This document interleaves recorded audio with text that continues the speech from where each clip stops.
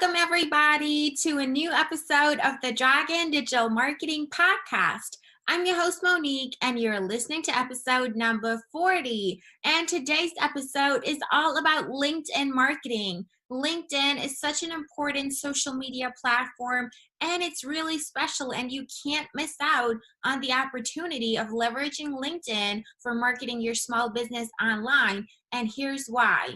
LinkedIn is not just for B2B, and LinkedIn is a social media platform where people actually expect to receive news and updates from their favorite brands and their favorite businesses because it's a more professional social network, and it's actually been designed with that in mind. So you're not interrupting people with your posts when all they're trying to see is updates from their friends and family like on other social networks. So I'm super excited to talk about this. We're going to cover the topic in depth, and this is probably the only podcast episode that you have to listen to when you want to learn about LinkedIn marketing for your small business.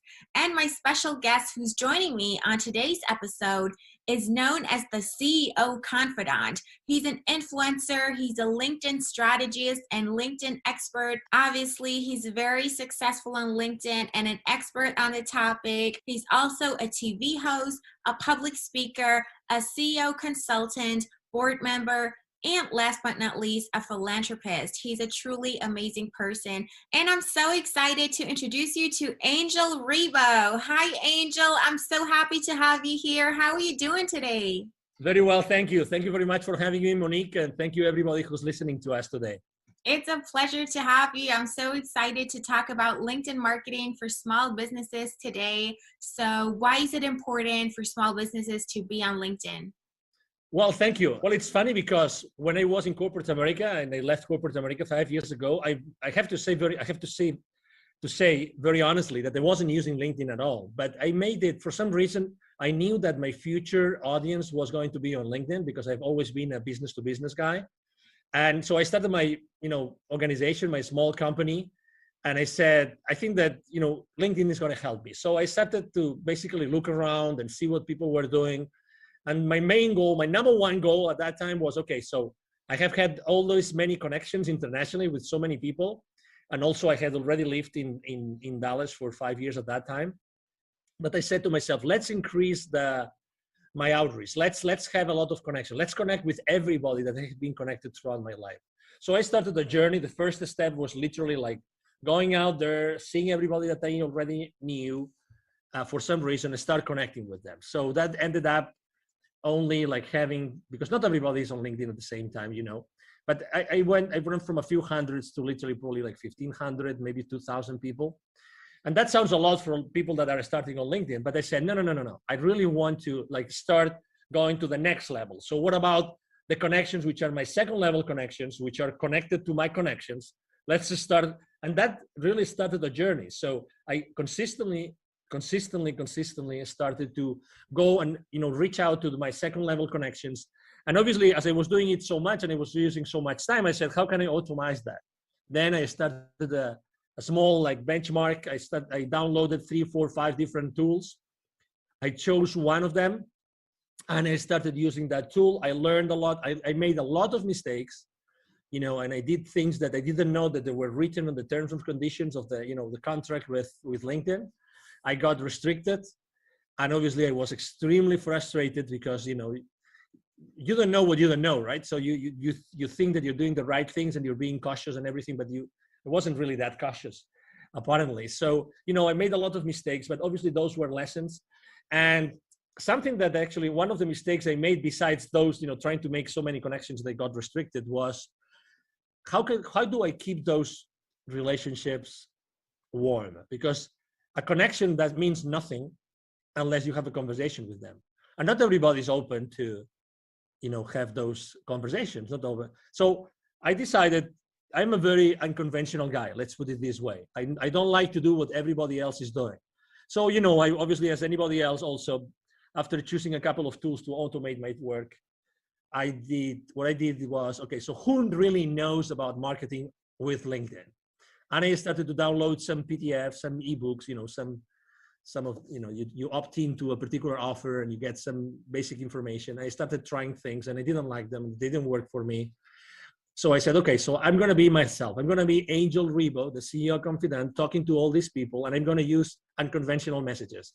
And I started, basically, I remember one batch of emails or the connecting emails to my potential connections saying, what has been the most defining moment in your life, right? When we start a conversation over email, it doesn't have even to be LinkedIn. People think that they have to immediately start throwing all your value to them. Like, let's say you and I were both podcasters and we want to have a lot of nice, very successful people, and we start reaching out to them. That you have to be, it's not a matter of quantity, but rather of quality. It's a matter of really caring about the people that really care about you. Obviously, we all would like to, right now or tomorrow morning, we get up, we go to LinkedIn, and our last post has 20,000 views, 3,000 comments, and 5,000 reactions. But this is related to the game of influence. I'm going to repeat this, the game of influence. I think that not many people are able to master the game of influence. And there's some theory and there's some practice there. Okay, so I would like to actually tell you that if you really want to excel on LinkedIn and other places, right now we're talking about LinkedIn, I think that it's important that you learn how the game of influence really works. And obviously, the media knows this very well and entertainment knows this very well. But let me tell you as an entrepreneur that you're listening to this, to Monique's podcast today. In order to start playing the game of influence, I would like to actually even recommend you an author, because she's written a lot about influence and she's great about it. The number one rule, and the first rule, not the number one, but the first rule when you want to start playing and gaining more influence for yourself, for your content, for your brand, for your company, is that in order to gain influence, you have to give influence as a first step. You have to give influence. Don't ever consider yourself that you are small. It doesn't matter how many connections you have. It doesn't matter how many people actually engage with your posts. You have a connection. So you have an influence. So start giving influence to the people that have more influence than you. And go and interact with the people that have more influence than you. So that's two different things, right? But make sure that you do this. Look around who in your industry, who in your niche has more influence than you today, say on LinkedIn, right?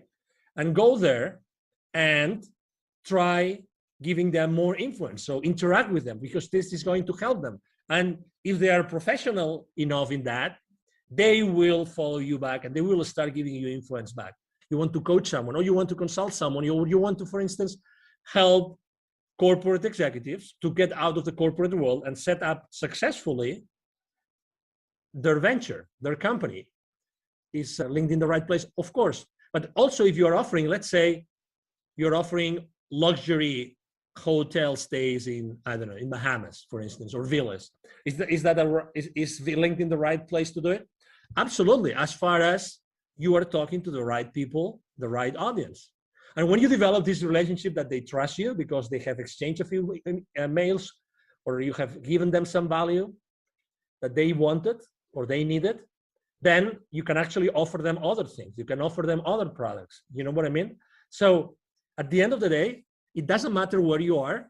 The fact of the matter is that as far as you develop those strong relationships, you will be able to offer them both services for their companies and services for them personally. Absolutely. That's the power of the principle of reciprocity. You give before you ask, and people will reciprocate really most of the time. And everybody's on LinkedIn, not just, entrepreneurs and people who own businesses. A lot of people who work in jobs are on LinkedIn well. So no matter whether you're in business to business or business to consumer, everybody works P2P, people to people. So you can find your audience on LinkedIn and leverage it as a tool. And it's a huge social media platform, and you definitely be missing out if you wouldn't leverage LinkedIn. Now, we focus time and resources, our people, our money in our digital marketing strategies. So how can we leverage that to actually see a positive return on investment and make it an investment and not an expense? We actually want to generate leads and sales from our activities on LinkedIn. So how do we go about that to make it worthwhile and to make it profitable and efficient to actually get leads and sales from LinkedIn? Obviously, great question, and that's the $1 billion question, right? So after you have developed those relationships, then you have to start doing a triage that they call, right? The triage. So you have to start really knowing what every single company or every single person really wants. I'm going to see want. I'm saying want. I'm not saying needs. I'm saying want. Because why? Because you, as the expert matter on something, okay, as the, you know about something, you know a lot about something that's the service that you're offering, you know exactly what these kind of people might need. But guess what? They don't really know what they need. What they really know is what they want. And that might sound a little bit subtle, but it's not subtle. It's the reality. Is that you have to know what they really want. So you have to create that space in which you consistently talk with them, generally speaking, like automatized or one-on-one, so that you eventually get them to tell you what they want, okay, what they want. And different people in the same company might want different things. The thing is, can your service or your product fulfill that thing that they want? Yes or no? You are the expert. So you're going to give them what they need, but they're going to buy from you what they want. Okay, so again, this is a subtle difference, but it's extremely important. I have a very common mistake we make when we go out there. And again, I receive literally 40 to 50 messages every single day on LinkedIn, every single day. I have around 20 to 30 requests for new connections coming to me every single day. So, and I have to tell you, less than 1% of the messages sent to me, I really am willing and open to have a conversation, because they just throw things at you, without really caring about me. You have to be, when you're an entrepreneur, you have to really niche down the people that you want to serve. When we are entrepreneurs and when we start our journey, we are extremely fearful about many different things, about money, about the future, about the uncertainty, you name it, about family, about mortgages, about our bills, you name it. I mean, you are an entrepreneur, Monique. I'm sure that you resonate with what I'm saying. But guess what? The more precise and specific that you are with your message, the more you are going to connect to your audience. And it doesn't matter how big your audience is. It doesn't matter how, in theory, your audience, how big in theory is that going to be. In reality, you only probably need what? 2, 3, 4, 5 clients to start having your business, ramp up. So, and when you start doing that, guess what? You start making mistakes. Oh no, Angel, no. I don't want to make mistakes with my first customers. Well, guess what? You are going to make mistakes with your first customers, because that's it has to be like this. And then you will adapt, and you will apologize, and you will learn, and you will offer more and more and more value to those customers until you have had so many customers and you have made and learned so many lessons that you will do a much better job and you will make much more money. But again, don't try to go after everybody. Don't try to throw your net to everybody. No. The more precise and specific with your messaging are, the more you're going to attract the people that you really want to serve. And the faster you will be able to make the mistakes that you need to really thrive with your clients and with your customers. And that's fearful. And I understand that, because I've been there, and very often I am there. For instance, last year, 2020, that was a year of pivoting, right? Everybody was reinventing themselves. How am I going to adapt to the new market, blah, blah, blah. I was helping here. I actually was able to give even 2 webinars to the local community of entrepreneurs through an accelerator here, business accelerator. And I was telling them the same thing.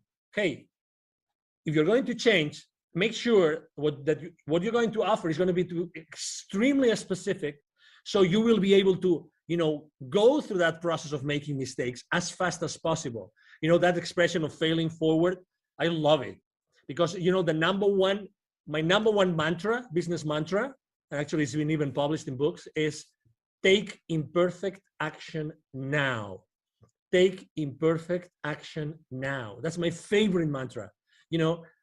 unless you confront your fears immediately, it doesn't matter how many mistakes you make, you will never thrive. If you really want to be an entrepreneur, committed to yourself and to the rest of the people around you, your employees maybe, or maybe your family, your relatives, take imperfect action now. Don't wait for anything else.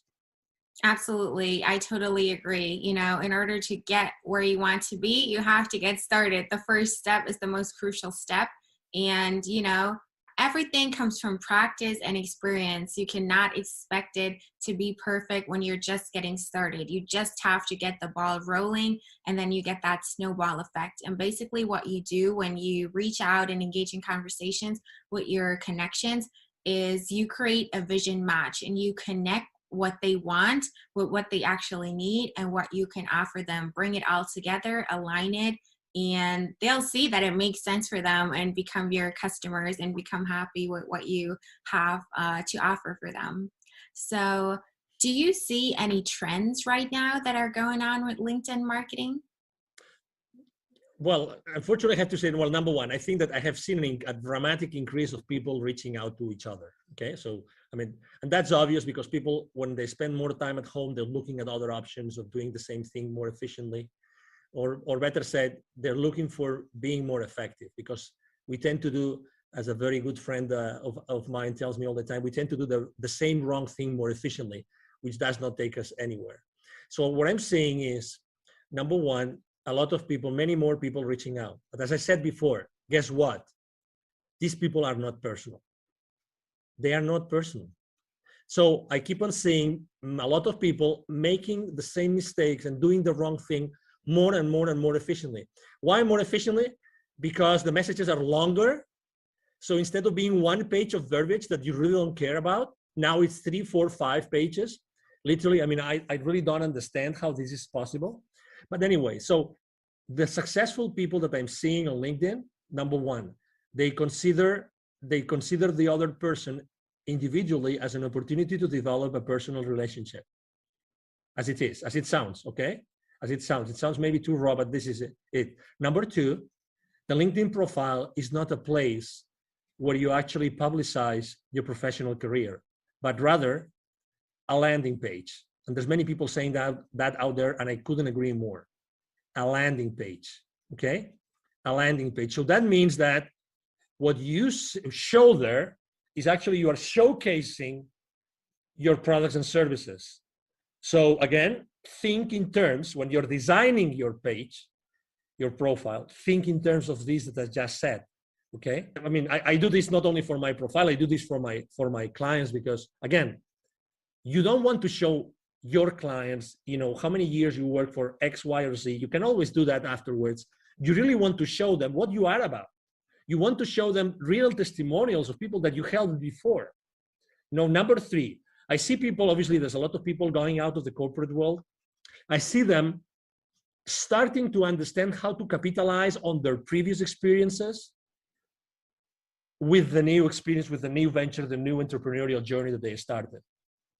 And I would like to tell the already existing entrepreneurs who are already on LinkedIn, even if they're already active, to go back and rethink this, okay? So you still have an opportunity to go, because you obviously started somewhere, right? You for sure have an experience of some sort on some company, medium size, small size, large size, it doesn't matter.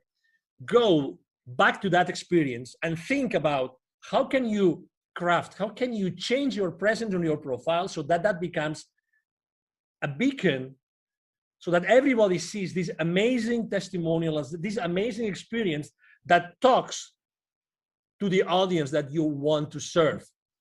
And that's another thing that I see very, very, very clearly. So the people are starting to understand that the profile is much more. And probably the last trend that I would say that I'm seeing more and more often is that people are obviously reaching out to experts on the matter. Let's say they're not taking risks. So they want to go to someone that has already been successful with LinkedIn, that has already been able to make the mistakes so that they avoid making the mistakes. If someone gets restricted on their profile right now, very honestly, and there's thousands of them every single day, is because you want. Because I already warned you. I made the mistake. So why would you make the mistakes if I'm telling you what mistakes not to make? You know what I'm trying to say? One of the main mistakes I made, I don't know about you, Monique, when I started my journey, I didn't ask for help. And that was a big mistake, because the most precious resource that we have in our lives is exactly that, time. It's time. I wish I had invested more in other people helping me when I started my journey, because they would position my business into a place in which I would probably have saved 6 months, 12 months of time. And time is the most scarce resource. The only scarce resource actually we have is time. And I would encourage everybody of you listening to us today to please consider investing in people that have already been there, that have already taken that journey, so you are able to learn all those lessons and really don't waste so many months or even years in your life trying to do the same wrong thing more efficiently, but rather being more effective. We need to be more effective, Monique. Yes, I absolutely agree. All of those people who are reaching out with those annoying, unpersonalized, automated messages, they're not really your competition. Everybody ignores them. Everybody's just annoyed by it. They're not taken seriously. And, you know, nobody is willing to give them a chance and do business with them because they've messed up the first impression. That's number one. Then I love your analogy to your profile not being, you know, a CV, but it's your landing page. So you can really showcase yourself there and use that as a tool. And what do you think about creating content as well, posting on LinkedIn and really leveraging all of the features that the platform has to offer? Exactly. Well, obviously you're preaching to the choir here, and you know that, as I said before, I post every single day. About content creation, obviously I'm a big believer, and I think that, you know, I learned many lessons in there, and I would love to share them with your audience, obviously. Number one, you have to be persistent, okay? So I have to say that I wasn't persistent before, and I wasn't creating before I wasn't persistent, and I was just sharing someone else's content. You can do that, and it's not bad, and you are helping someone else. And it's okay, you know, but it was until I started, and I have been right now probably posting every single day for the last literally 10 months, probably right now, every single day, like every single day. And I'm posting, I would say, three types of, or two types of content, just to simplify, to make things easy for people. Number one, I post about my business and about my clients' businesses. Okay, actually, I myself, I use my profile, I use my influence, so I actually help my clients with my exposure. So I expose their content, their videos, their interviews with my audience. I mean, that's what influencers do, right? We use our influence to favor the business of someone else, and that's something I do. So then I have a first type of content, which is my own content and my clients' content, and that is typically 3 times a week, 3 days a week. Okay, and then. So I post typically once a day. And then the rest of the days, it's really related to something personal that happened to me, or something personal that I see happening to others very much, and I think that interests them, or something which is related to a specific date. You know, so it's Nelson Mandela Day, or it's St. Valentine's Day, and then I post something about it. And I have to say, I mean, I love writing copy, and I have actually a great copywriter in my team, and we really, I mean, we really love to do it. You know, we really love to do that. And if I had to give you a reason why I post so many days personal stuff, it's because people like to know really who you are. People like to know what you think. You know, and I'm not very controversial, because I mean, on my posts, not because I don't want to be controversial, it's because who I am. I'm not controversial. I mean, I'm always been that guy. You know, I come from a Catholic family in Spain, and Spain is a very Catholic country, and I always was trying to be in the middle and try to be the moderator in fights, this kind of thing. That's who I am, right? So last year, for instance, I can tell you that I posted a lot about building bridges. Everybody was burning bridges. Everybody was here or there, and you are in Florida. So, I mean, I think, as you know, Florida is also a very polarized state, right? And Texas was also very polarized last year before the election here in the US. You know what I'm talking about. So I did not post about politics, not one time, actually not one time in my life, just because I think that we human beings, we need to discuss other stuff. You know, I'm not here to discuss about politics, but I know that people were feeling that they were losing some friends to discussions, to fights, to arguments. People were feeling they were losing some. I mean, who hasn't unfortunately lost some friends or even some relatives to some, insane arguments that inside of you that weren't the right thing to do, but it's done. And I can cope with this kind of arguments, blah, blah, blah, whatever that is. That's why I posted so often about building bridges. And the other thing I actually posted a lot last year, just as an anecdote, was give me a break. I really posted many times about, those days that you woke up and maybe you listened to the news, you made the mistake of listening to the news, and then the news, guess what? Boom! It was like a download of, oh no, I'm depressed for the rest of the day. So I know that people needed a break, and people needed to actually listen, that someone was listening to them, that really we all need a break. Maybe we cannot go anywhere now because there's restrictions traveling or whatever. Maybe we can just go to the neighborhood. We could just go to the county next to us and do something different for a day. We can just stay at that other hotel.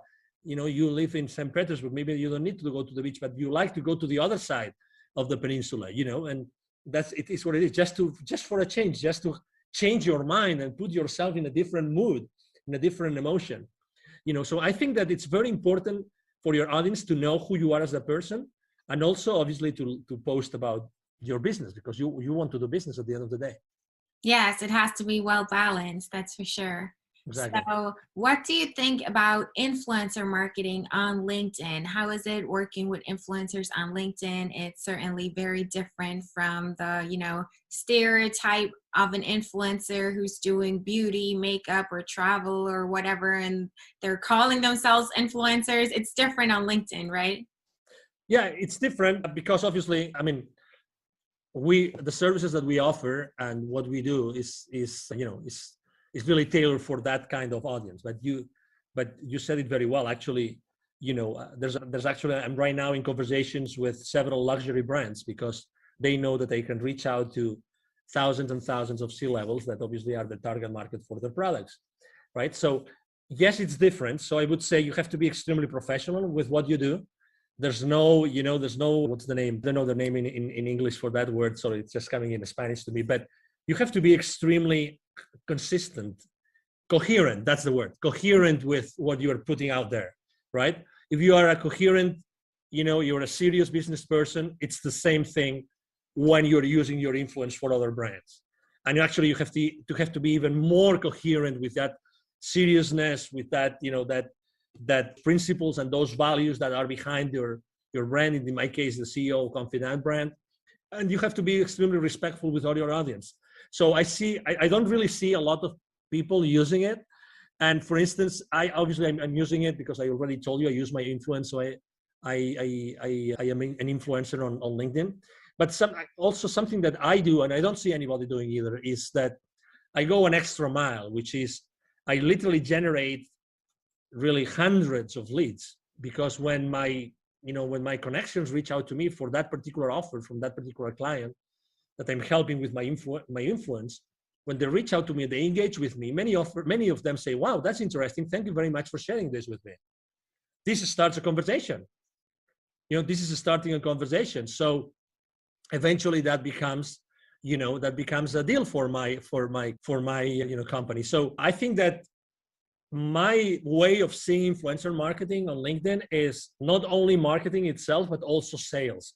For me, it's generating leads. And if you're not generating specific leads, and I'm able to drill down really to like the name and the number of employees of that company and the position of that person, that's the beauty of LinkedIn.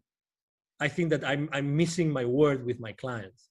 And I'm all about offering more value than the value that they expect. So, and that's why, again, for me, I see LinkedIn more like extremely professional, but generating not only influence and presence and clicks on links, but also engaging. And that's beautiful. That's excellent. And I like to do that.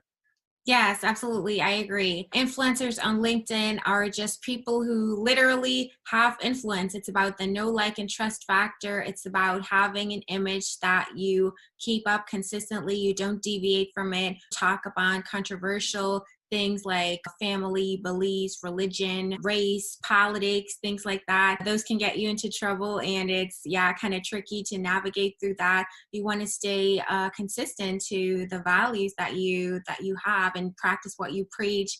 The influencers on LinkedIn are just people who know the right people and are known by the right people. So it's not just random, people who post pretty pictures that inspire others, and that's what makes them influencers. It's not like that on LinkedIn.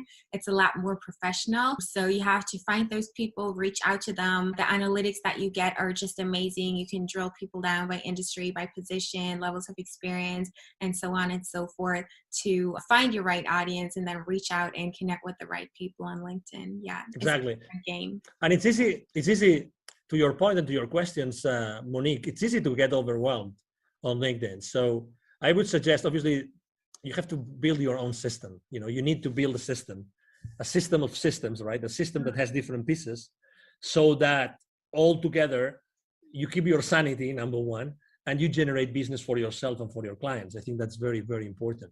Exactly. What do you think about LinkedIn events? I think that they have to, it's obviously it's a good, let's say any excuse to engage with your audience is good. I am still on the fence about it because it's still not, I think people are not using it to the full extent. So when you are trying to actually opt in for an event, there's so many steps that you have to do manually. Everything is not yet, or people are still not learning how to do it all automatically. So eventually you end up doing a lot of stuff, a lot of clicks and searches and online things to actually find the event.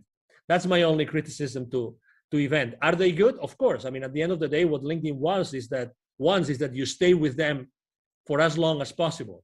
That's what they want, that you are there with them for a lot of time so they can expose you to the advertisements of their clients. I mean, I get that.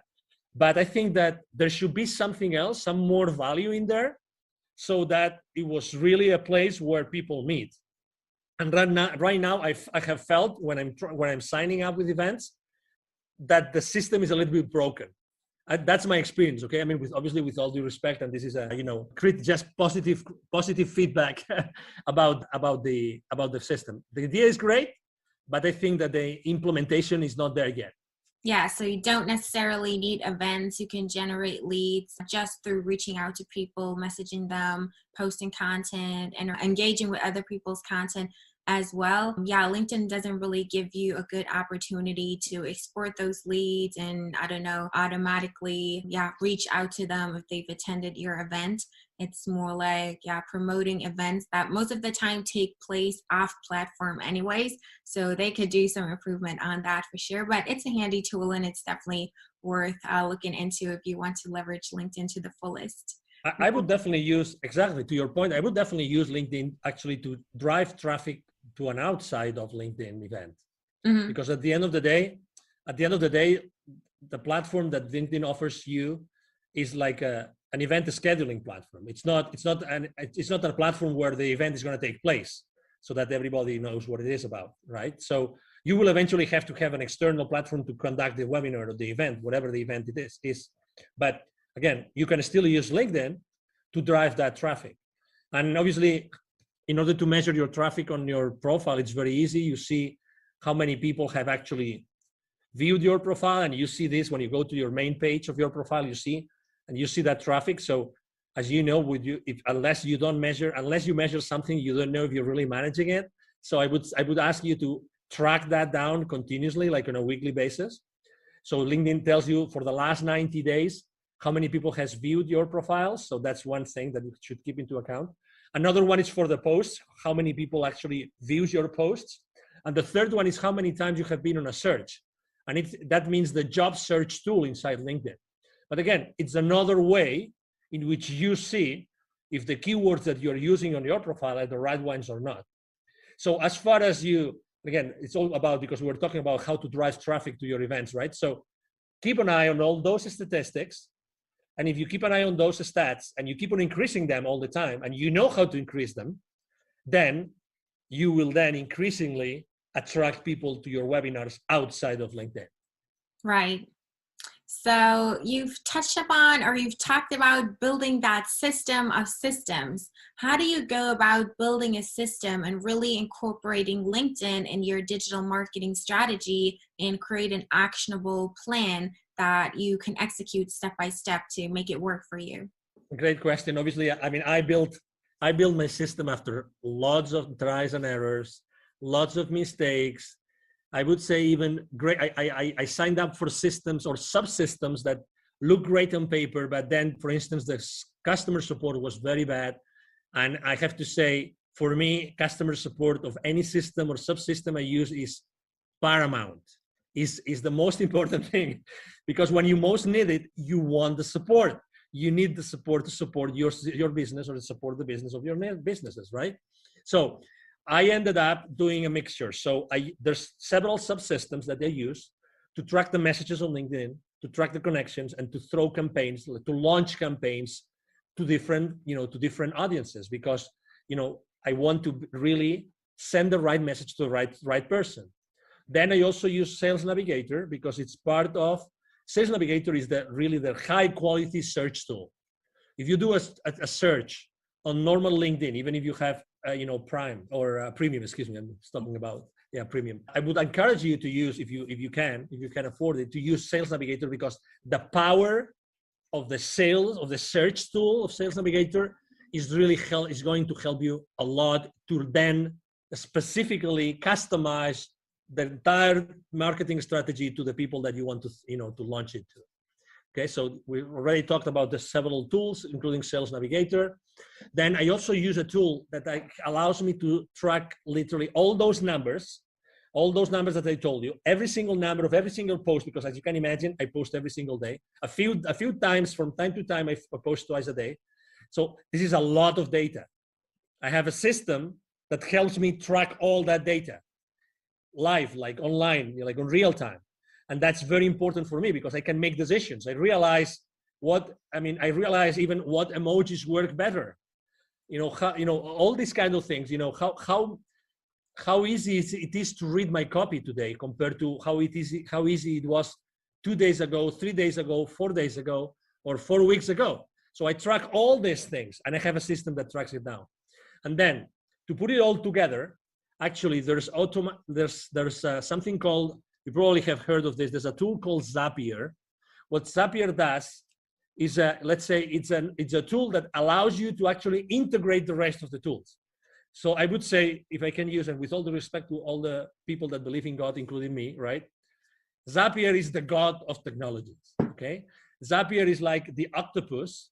If you've seen that precious movie, My Octopus Teacher, which I recommend to everybody, by the way. So it's like the God, which is in the middle, that helps you integrate the rest of the tools. So I put Zapier in the middle, which is really easy to use.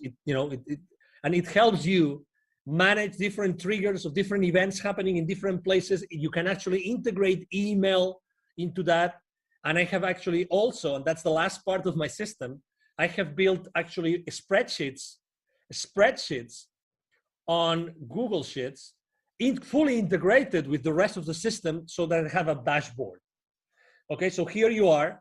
I have a dashboard that has all my leads, all the leads generated on LinkedIn, all the leads, all the emails that I'm sending through my email system, and all those systems are integrated onto a dashboard that I have had designed on a spreadsheet. So this is my entire system. Right? It sounds complicated, because I have tried to explain it to you the way that I was little by little integrating the different subsystems, but right now, works flawlessly. And what I'm doing I have someone in my team that has helped me build the systems for me and for my clients. So right now it's like duplicating the same system, so it works for other people. That's the beauty of it. Again, it was what I was saying before. I mean, it would take for you many months just to do a benchmark of the different technologies and subsystems. When you have a system that already works, how much is for you? How much is 3 months of your life worth for you? How much of not having to pay more bills? Add up the bills that you have to pay. Add up your cars, your mortgages, the utilities, the clubs. Add all those up, multiplied 3 times, or maybe 6 times. How much is that for you? If you could start generating revenue in 30 days or in 60 days, that's why I always talk about the same thing as I said before, taking perfect action now, but get help. Be the solution. Don't be the problem. Don't keep on working on the problem. Work on the solution today. Yes, I think that leveraging marketing automation and taking advantage of all of those tools to facilitate the processes for you is a smart thing to do. And everything has to be integrated nowadays. You can't, invest your time in doing repetitive things manually over and over again to create the spreadsheets and everything yourself. And you want to leverage tools for that. And Zapier is a great tool. I use it myself. I can definitely recommend it. Sales Navigator, I'll link the tool recommendations that you gave us in the description as well. What tool do you use to track your activity live, and what helps you figure out which emojis work best for your social media management? Yes, there's a tool called Shield App. Again, I'm doing some, I'm doing some referral marketing, affiliate marketing today, but it's okay. I mean, I'm not making money with any of those, by the way, so that you know. But if you would like me to share the links to those technologies, I can do that, Monique. If you want me to do it, I will be more than happy to do it. But I use, actually, it's developed by some European high-tech team. Great support, great technology. It gives you great information. It's called Shield, like windshield, but Shield only app. Again, great technology. When I saw it, I said, oh my God. I used to use a spreadsheet, and I'm kind of I used to be a control freak, but now I am micromanagement with myself freak, because I really want to know how to improve things. I want to make small improvements little by little, but I need data. So I was collecting manually every single thing. So I had a spreadsheet, post, date, blah, blah, blah, hour of the day I had posted, blah, blah, blah, all of those things in the spreadsheet. When I saw that system, I said, oh my God, you have heard my prayers. Thank you very much for exposing me. And I have to tell you, I'm all the time looking for new technologies, all the time, Monique, all the time. Even if I'm super happy about Shield App and Zapier and all those technologies I'm using, I have to tell you, I'm always looking out there, because right now there's so many disruptive technologies. There are so many, Monique, that, I mean, there can be right now out there some technology that probably can do something for you that you don't know, you can't even imagine, using machine learning, using artificial intelligence. Oh my God, that could probably save you 2 months of marketing, 3 months of marketing, or 6 months of prospecting, of cold prospecting. Oh my God, what does that mean to your business? Again, we entrepreneurs, I think that we're very conscious about all the bills we pay every month, right? So every month we pay those bills, and those are so much, and how much money I have to generate every month to break even, or obviously to make money so I can save up for a new car, for a new vacation, for a new experience, or for having this wonderful present I want to give our parents, right? I mean, who doesn't want to give a better life to their parents, Monique? Absolutely. Yeah. That's why I love asking about tools. I'm all about, leveraging technology to make things easier and faster and automated for us, so we can spend our time doing the things that are more important for us, and we're not wasting time. We have to be the most efficient nowadays. Absolutely. Thank you. Thank you very much. I have to say that I really love it when the rubber hits the road, because it's really there. I mean, right now, everybody listening to us, they can go out there, look for it, buy it, try it, test it, and see, oh my God, yes. Yes. And that's what we want. I mean, we really want, you are a public figure, I'm a public figure. We are here to really help people. We really want to make these shows, these conversations useful for people. We really want to do it. Yes. That's why we do it. I mean, we're using our time. It's, we're recording this on a Friday. I'm sure that you have many better things to do today. You could be, you know what I mean? I mean, we have choices in our lives, but we still choose to be here because we want to really share our experience. If our experience can help someone, if today there's only one person, even if there's only one person that resonates with my message today, oh my God, this conversation with you, Monique, has been enough, because we've changed someone's life forever. And that's the beauty of having these conversations publicly. Yes. So what benefits of LinkedIn marketing do you see that no other platform offers? Segmentation, I think it's very important. You own the data. You don't have to trust that someone is going to categorize the data for you as other platforms. In this case, you know exactly who you're talking to. And you have contact information, direct contact information with the people that connect with you. Okay? Obviously, in the bad hands, that is going to lead you to a restriction. But the good thing is that you really can touch upon the data of the people that trust you and you trust them. And that's extremely important. Okay, as I said before, and you asked me, is it only B2B or maybe it can be also B2C? Absolutely. If you do it right, again, if you do it right, it can be B2B or B2C. For instance, I had a client that he was developing a personal app, right? A personal app. And that app, he was only thinking of, no. In order to sell that app, it's for private people. It's for, it's for the mom and pop, and maybe not young people, probably mom and pop or, middle age, blah, blah, blah. I should use probably like, it's probably going to be Instagram. And I said, well, and do you think that maybe there are a lot of mom and pops that work in large corporations? And do you think that maybe that could interest a corporation? So again, it's the flexibility, it's the granularity, that's the word. Granularity of information that LinkedIn offers to you that you can actually then use to, drill down to who you really are interested in talking. And that's beautiful. Again, read the terms and conditions because you don't want to be restricted. But this wealth of information, again, to be honest, I consider LinkedIn to be a search tool. It's nothing but a search tool, to be honest. It's a search tool, but a very powerful search tool that allows you to do a lot of things. But it's a search tool. Yeah, that's right. It's a very powerful search tool. Actually, if you go now to Google or to any search tool and online and you put my name, I bet you that probably the first line of 𝐬𝐮𝐩, R-I-B as in boy, O, is going to be my LinkedIn profile for sure. Obviously, because I have thousands and thousands of people watching my profile, every single day, but also because they want to be a search engine. They want to be so that whoever is looking for someone, the traffic is now driven back to LinkedIn. That's what they want. LinkedIn wants you to be spending a lot of time on LinkedIn. That's what they want.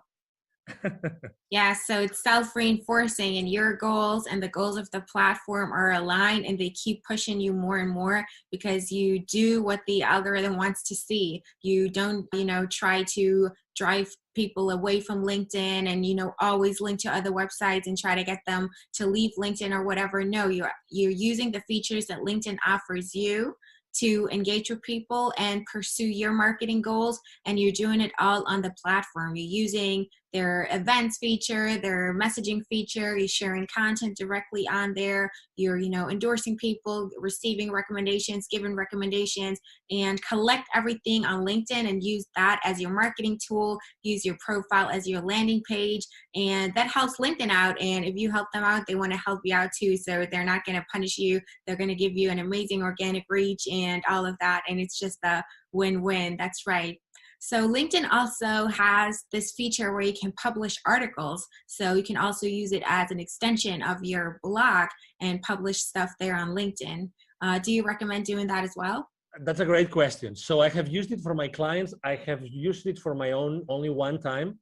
And the reason why I have done it so little for me and also so little for my clients is because I think that written content, even if it has pictures and it has, photos and it has charts and it has bullet points, how many people do they really have the time to read the entire article? That's number one. Number two, how many times, if you reduce the size of the device screen, right? You might have the time, you have a great screen, you might have the time that you might like even to read it because it's fancy. But if you're on your cell phone, and we know that consumption from mobile devices is going up, how many are they going really to see that article, to read that article? You know what I mean? So it's all about traffic. So as much as I could be, I have a group of content, developers, creators. So I could have articles every week, and I'm not doing it because of that, because I'm not sure that I'm going to be adding the value that my clients are going to have the time to read. That's why. So you want to repurpose that content, and you have a way to drive a lot of traffic to that article from outside LinkedIn. maybe that would make sense because again, LinkedIn is their place for corporate and professionals and B2B and B2C, blah. That I understand, but to be honest, internally, not sure. Yeah, so it's better to post directly in the feed, post images and text there. You can post PDFs. It makes your content more easily consumable at a glance while people are scrolling through their feed, and they don't have to take the time even to actually read an article. That would actually be the smarter thing to do that you also recommend. That's good to know. Absolutely. I mean, people might have different opinions, but I'd rather probably write an article at, I don't know, at Thrive Global, Ariana Huffington's online publication than doing it on LinkedIn. I mean, as much as obviously, I mean, I spend, as you probably can imagine, I spend hours every day on LinkedIn, literally hours. Yeah, so you would know. I think it also depends on your niche. For a minority of people who are in the copywriting niche, or I don't know, poetry, whatever, when it's all about writing and they know their audience likes to read, they only want to read, and they it's really all about text, then of course you can leverage that. And it's great that LinkedIn offers that feature because you can showcase your work and share it with the audience without having to, drive people off the platform. So you can use that. But in general, it might be more beneficial for you. I mean, you have to test it out. There's no one size fits all answer to anything in this world, but in general, it gets more traction when you post in your feed, because if you publish that article, you write it, you publish it on LinkedIn, then when you share it, all that people see is a preview. They see like the header image, a title, and like a small description of the preview. So they still have to click and they have to leave their feed to even be able to read that article. So it might be, easier to get the message across right there in the feed when they can see it right then and there. Yeah. Exactly. And you cannot manage what you don't measure. So look at the numbers. I mean, you have your own audience. Look at the numbers. Look if you're grabbing the attention of the LinkedIn editors. That's another option, obviously. See how much attraction you get with your articles. Yeah. I as I said before, I'm not a very conventional guy. So I like to try everything that I'm being told. You cannot do that. Okay, let's try what happens. Again, within a framework of, principles and consistency with my brand and everything. Yes, that's important though. Test. Oh, totally. Yeah, really. Don't be afraid. Again, at the end of the day, if you are, I always tell the same story. If you are afraid of trying something on LinkedIn or any other social media platform, if you are afraid, ask yourself the following question. Are the potential viewers of that post that might not like it, are they going to pay for your bills this month? Are they going to pay for your bills this month? You tell me. So why do you care about people that don't like what you're writing? I remember one day, the first video I've ever done myself online, it was on Facebook. Okay, that was 5 years ago, a few months after I left corporate America. And I was in panic. I mean, I right now I can do any interview, but I was in panic. I was so in panic that actually, as soon as I clicked like stop broadcasting live on Facebook, I started crying because the pressure, when the pressure is so high that the only thing you can do is like get all this pressure, the stress, anxiety away. I started crying. I don't mind saying it. And then I actually did something even worse, which is I sent to all my email list a link to the video. Guess what? There was a guy that responded me. I have this email somewhere. I should frame this email. This is the most stupid video I've ever seen. Can you imagine? Like in that video, I was basically like getting naked, not physically, but this is why I decided to start my own company, and this is why I decided to start my nonprofit. So when you're explaining the reasons, and there's no reason why, you just want to like make peace with yourself so everybody knows what you're doing. This kind of video, and this person told me in writing, this is the most stupid video I've ever seen. Don't send me any other email again. Obviously, I said, wow.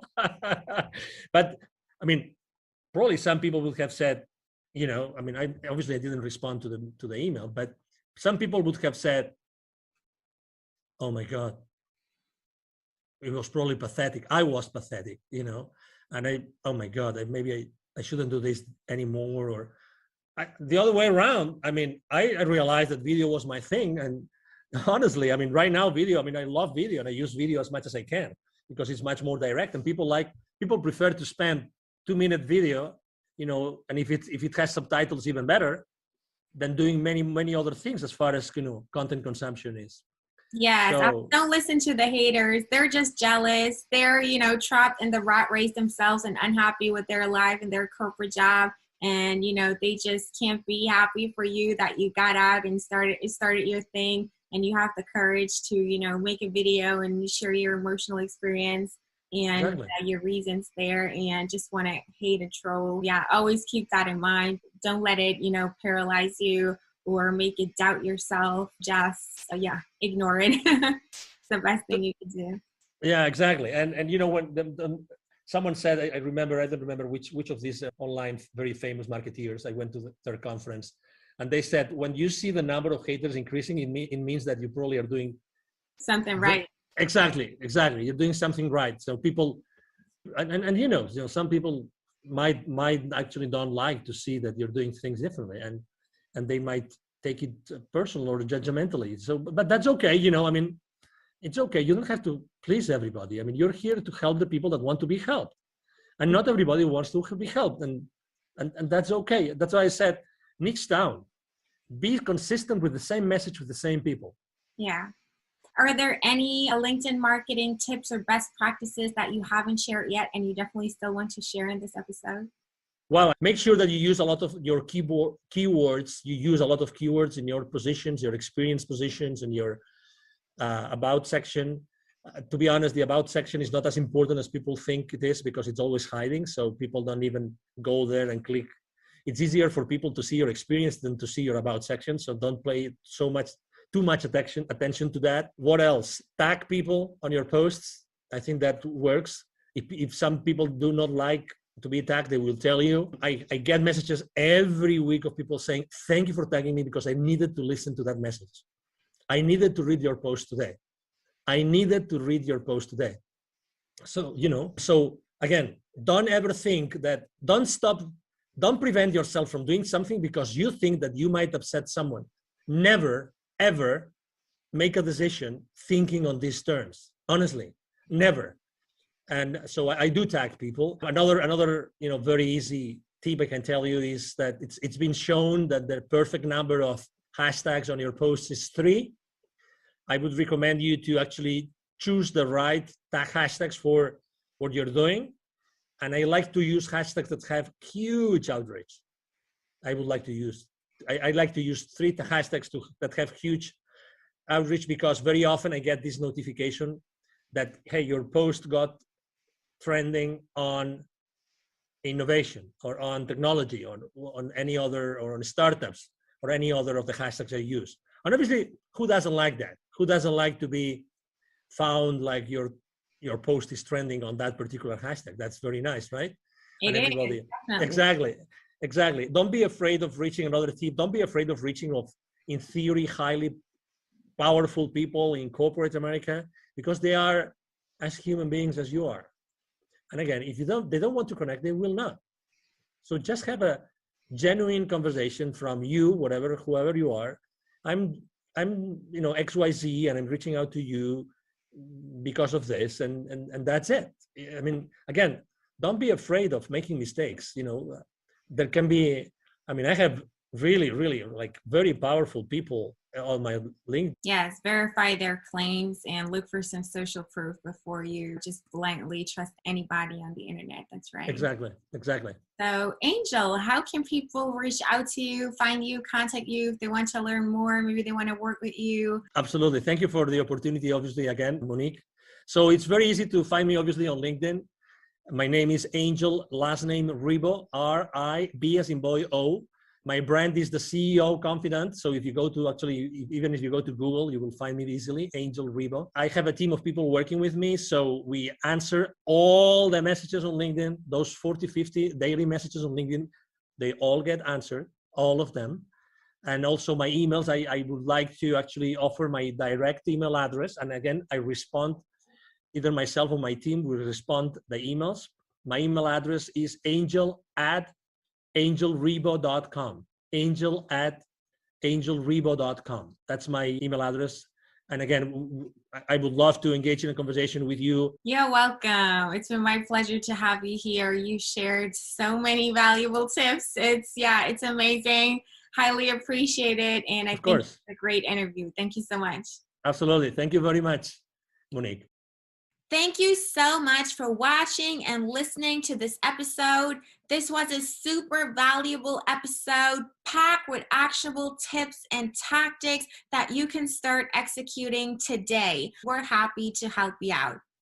With that being said, I really hope to see you again in my next episode. Until next time.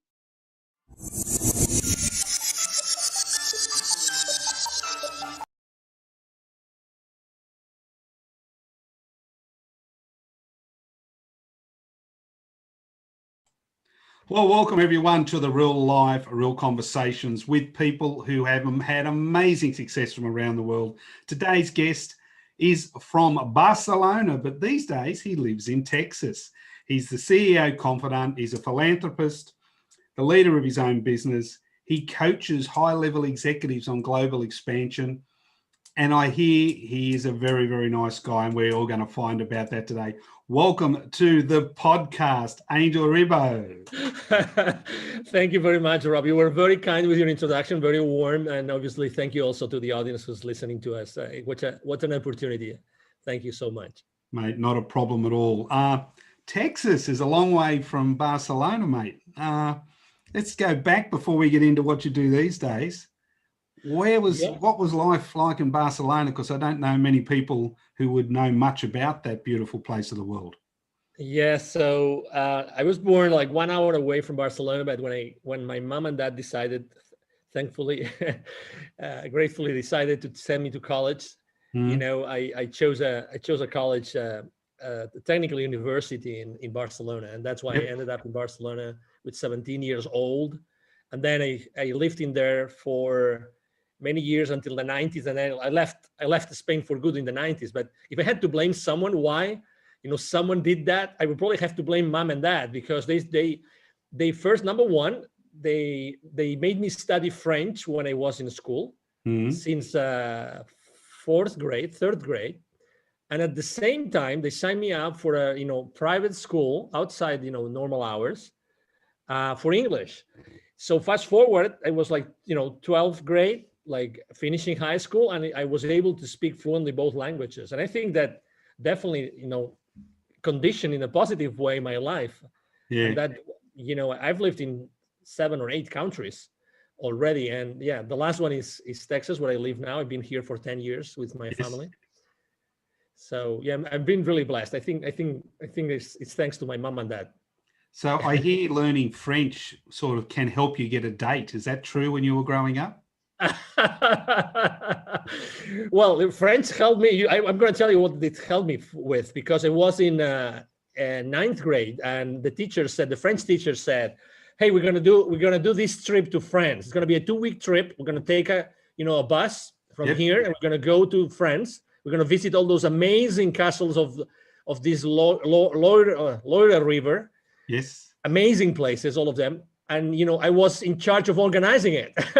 So he said, "You, Mr. Ribbo," because we used to be called in school by our last names. "Well, Mr. Ribbo, you're going to be organizing this, and I'm going to be supporting you while you organize it." Yep.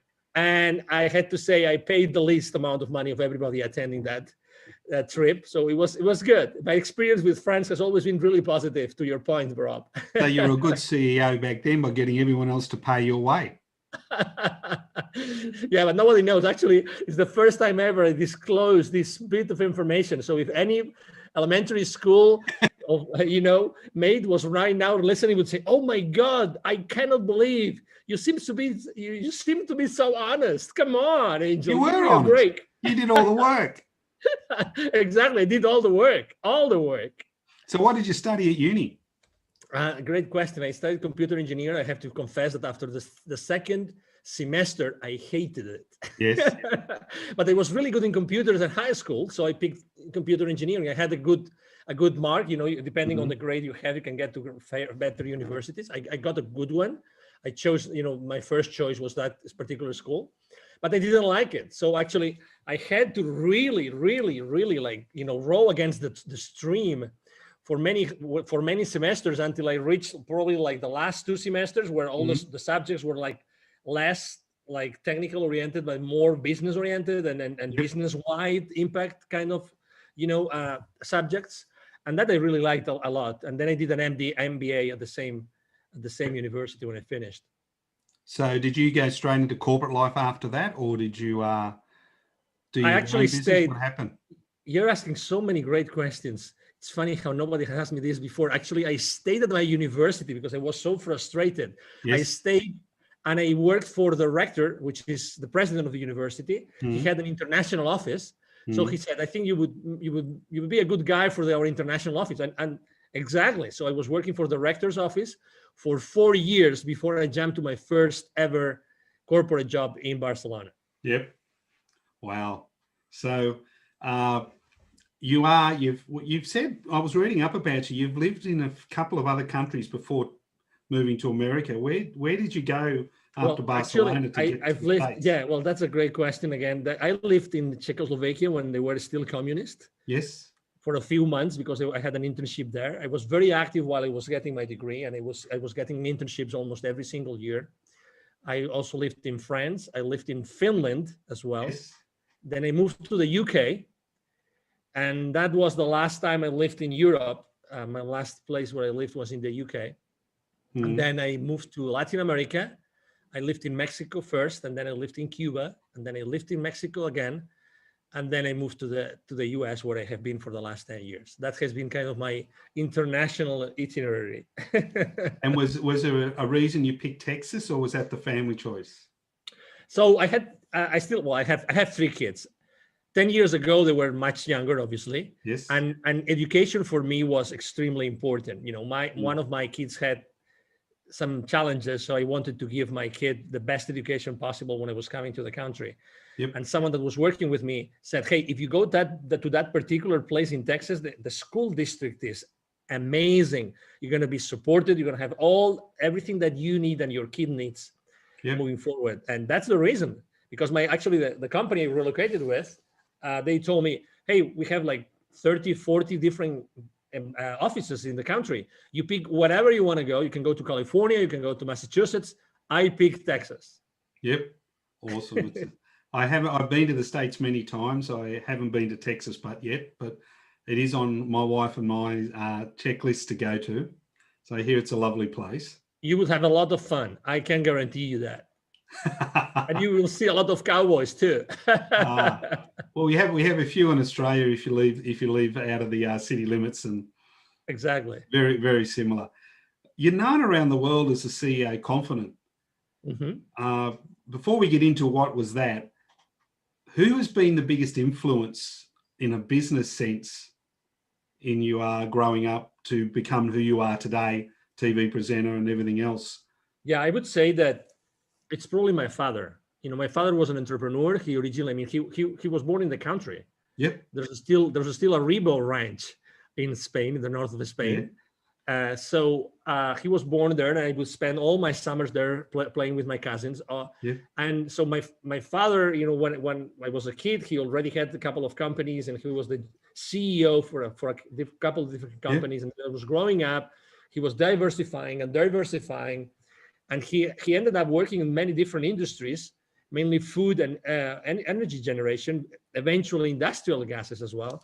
So, and he was definitely the person that most inspired me. Actually, I worked with him for a very short period of time in the energy industry, but he was definitely the one. And I would say that the trait that helped me the most is probably the way in which he was present, and he was extremely positive.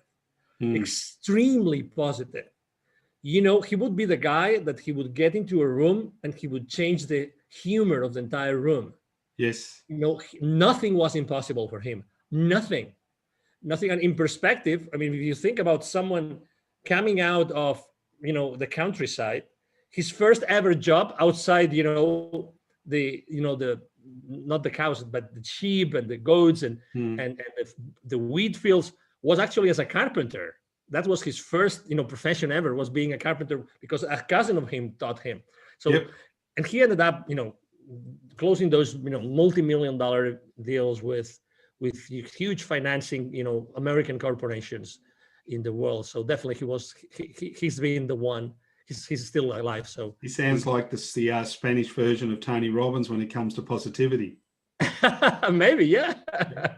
He's still, he's very, very a very good friend of his friends, and the other way around because of this. Yeah, look, and showing up, when you go, it's funny because when I go to any store with my kids, the younger ones are 10 and 12, and they are embarrassed of their father because he speaks so much, and he always establishes this relationship with everybody. That's who I am, So look, I think I've inherited that, and I think that has helped me tremendously in my business life. Yes. Look, as they say, they used to call it relationship selling, and it is an art that people have not forgotten, but haven't been taught these days. And a lot of CEOs don't understand the value. Modern CEOs, they go to university, they've got their head buried in their phone when they're not in a lecture. They have no idea and do not have the ability to create a relationship before you do business, which is how it should be done. And you get a lot longer business out of doing it that way. I agree. Very often I'm being asked, what's the number one challenge that you see, with CEOs in large corporations? And I always answer the same thing. It's the ivory tower syndrome. Yes. The ivory tower syndrome. And it's not that they're bad people, No. It's just like, they have been focusing about, this way of doing things and actually reporting to their boards. And we have to acknowledge they are there to secure shareholder value. That's what they do. Yes. That's what they do. They have been hired to do this, to ensure shareholder value and growth and profitability and free cash flow, so they can expand and etc. But very often they don't. Once they reach that point, they miss this other part of the role, which is keep in touch, with the ranks. Yes. With the ranks, and that makes a big difference today. There's a almost $1 billion company here in the retail store company here in the US. They sell basically optics equipment. Yes. Like B2C. So the CEO personally knows, and they have hundreds and hundreds of stores in the US. The CEO personally knows every single GM of every single store. And I'm talking about stores that have at most, like at the same time, like 5-6 employees working. So that's the kind of CEO. And that's the kind of CEO that if you send him a book because you think it would be beneficial for the entire company, he's going to send a personal note signed by himself saying, "Thank you, Mr. or Mrs. that you work on that particular store in that particular state for thinking that we can make the company better by me reading this book." So this is a big thing today. Absolutely, I agree with you about relationships. Now, when you look after and consult to companies who want to expand globally and CEOs and how they do that, for my listeners, what do you see as the difference between a manager and a leader? Because at your level, you'd be dealing with both. Exactly. And I would say, well, I always like to say that leaders take ownership of their team's issues and challenges. That's what I would like to say all the time, because if I ever learned myself anything of leadership, it was through that. Yes. It was through, okay, so I don't know you guys. I have just inherited you as a team, right? Getting a new role or having to develop a completely new sales channel or distribution channel, just to say something, just as an example. I would say, hey, I know nothing about this business. I know nothing about you guys. So being very extremely transparent, setting the right expectations, being very humble, and say, we're gonna do this together. Tell me what you guys need in order to be better people, in order to be better businessmen, businesswomen, in order to be, at the end of the day, you care probably more about profitability and cash flow than myself. I work for this large corporation, but you are actually a business owner. You know what I mean? Yes. So we have to put ourselves inside the boots of the people that we lead. And being a manager is good. It's good to manage people, but at the same time, I think that being a good leader helps you tremendously to be a great manager. Yeah, oh man, awesome. If the world in the last 18 months has been turned on its head, we've been saying we're not going to go back to how it is, we're just moving forward to change. Do you see many CEOs struggling now with the pace of change and them not being maybe in control as they would like to be? Yeah, there's uncertainty definitely everywhere, that's for sure. But I think that in general, CEOs, they adapt fast. And you see that also in large corporations. Yeah. And you see, in corporations, everybody is in fear. I mean, we're at the end of the day, we're all human. Yes. CEOs are human, but they're used to take action fast and now, right? So as soon as they started to see, the rabbit ears, yes, above the fence, you know what I mean, above the fence, then they said, so we might have to do something. yes. And this is not going to be the same as, the last H1N1, or it's not going to be the same as 2008, 2009. It's not going to be the same one. So this one is different. And so are they struggling? Of course they are struggling, but they're struggling because every single organization is continuously changing. Yes. So right now, obviously, on the one side, they have to accelerate many changes, right? But on the other side, please remember, Rob, as well, that there's so much going on that at the end of the day, also, it's much easier to conduct this change than other changes inside the corporations. You know what I mean? Yeah. It's like, it's been like an epiphany for every CEO, because things like overall are like massively going in the same direction, that there's this much higher good, right? Well, there's controversy about this, but there's this much higher good that everybody has to abide by. So Yes. we have to do this, like it or not, right? And again, True. I don't want to get into politics or economics, or I know what you're saying. Yeah. If you understand, obviously you understand what I mean, but it's true. So it's the magnitude of this change in our environment has been so massive, but so homogeneous and consistent, that it has made also things easy for them to make the changes inside the organizations that they had to make. Yeah, I was interviewing someone the other day from London, and they were talking about what you just said then, how different demographics look at businesses differently. And there are certain demographics that just go for price. Some just go, well, I've always bought that product, I'll keep buying that product. And others look at what they, in their core beliefs and ethics, what that company does. And they check up if that company says we're donating so much money to the needy somewhere in the world, they will go and check that they're actually doing it before they actually buy the product. And the challenge is trying to be able to look after all the different demographics and their needs and their wants and how they choose to buy. And they're very, very different.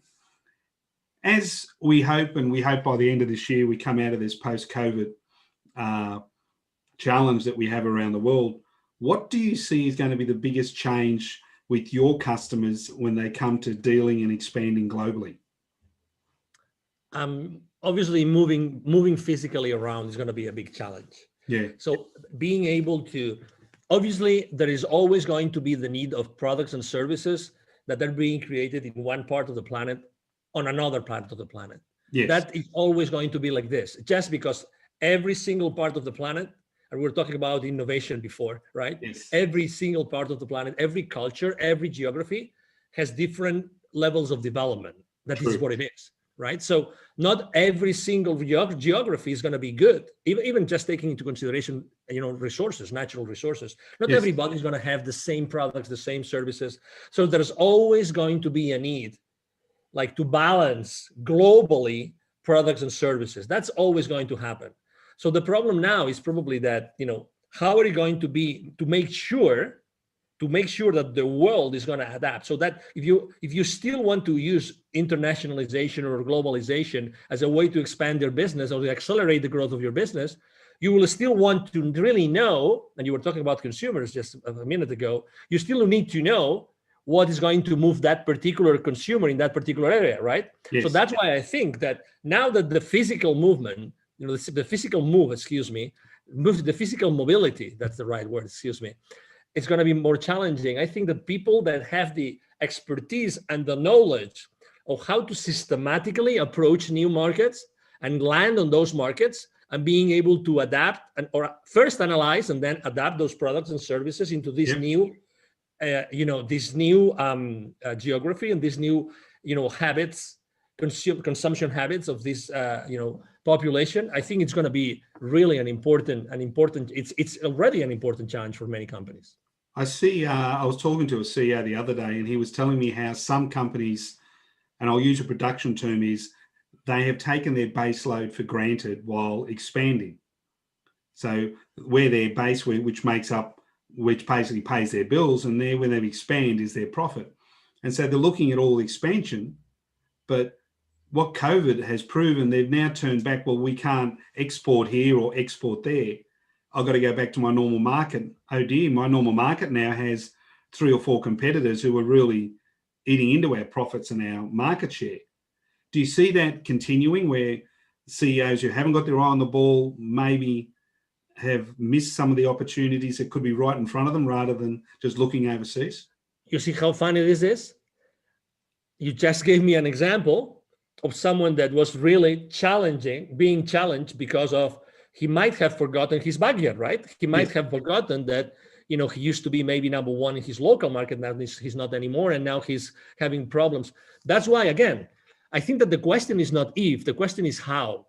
The question is, how do you do that? So do I see these challenges? I think that yes, but short term. To answer your question, I see that those challenges are going to be short term challenges in which you will be more struggling with your local market or trying to adapt locally if you were not ready before. That's for sure. But again, I think this is going to be short term, because eventually, it's like I was really bad at chemistry, very bad. But there's a term that I really liked a lot, which is entropy. Entropy is the level of disorder of particles in any given space of three-dimensional space. So I think that eventually human beings are so amazing and so incredible that eventually they will find the way to keep on growing internationally, but using different strategies. That's why I said it's not if, it's how do we have to do this now, considering that the constraints are different. There are more constraints and the constraints are different. But also at the end of the day, I was talking about this common denominator, right? That the entire world, the 7.5 billion people are going through the same challenge at the same time on a planetary level, right? Well, that also makes things easier for many people, because everybody knows that this uncertainty and this fear, well, who is not in uncertainty and fear mode right now? You tell me.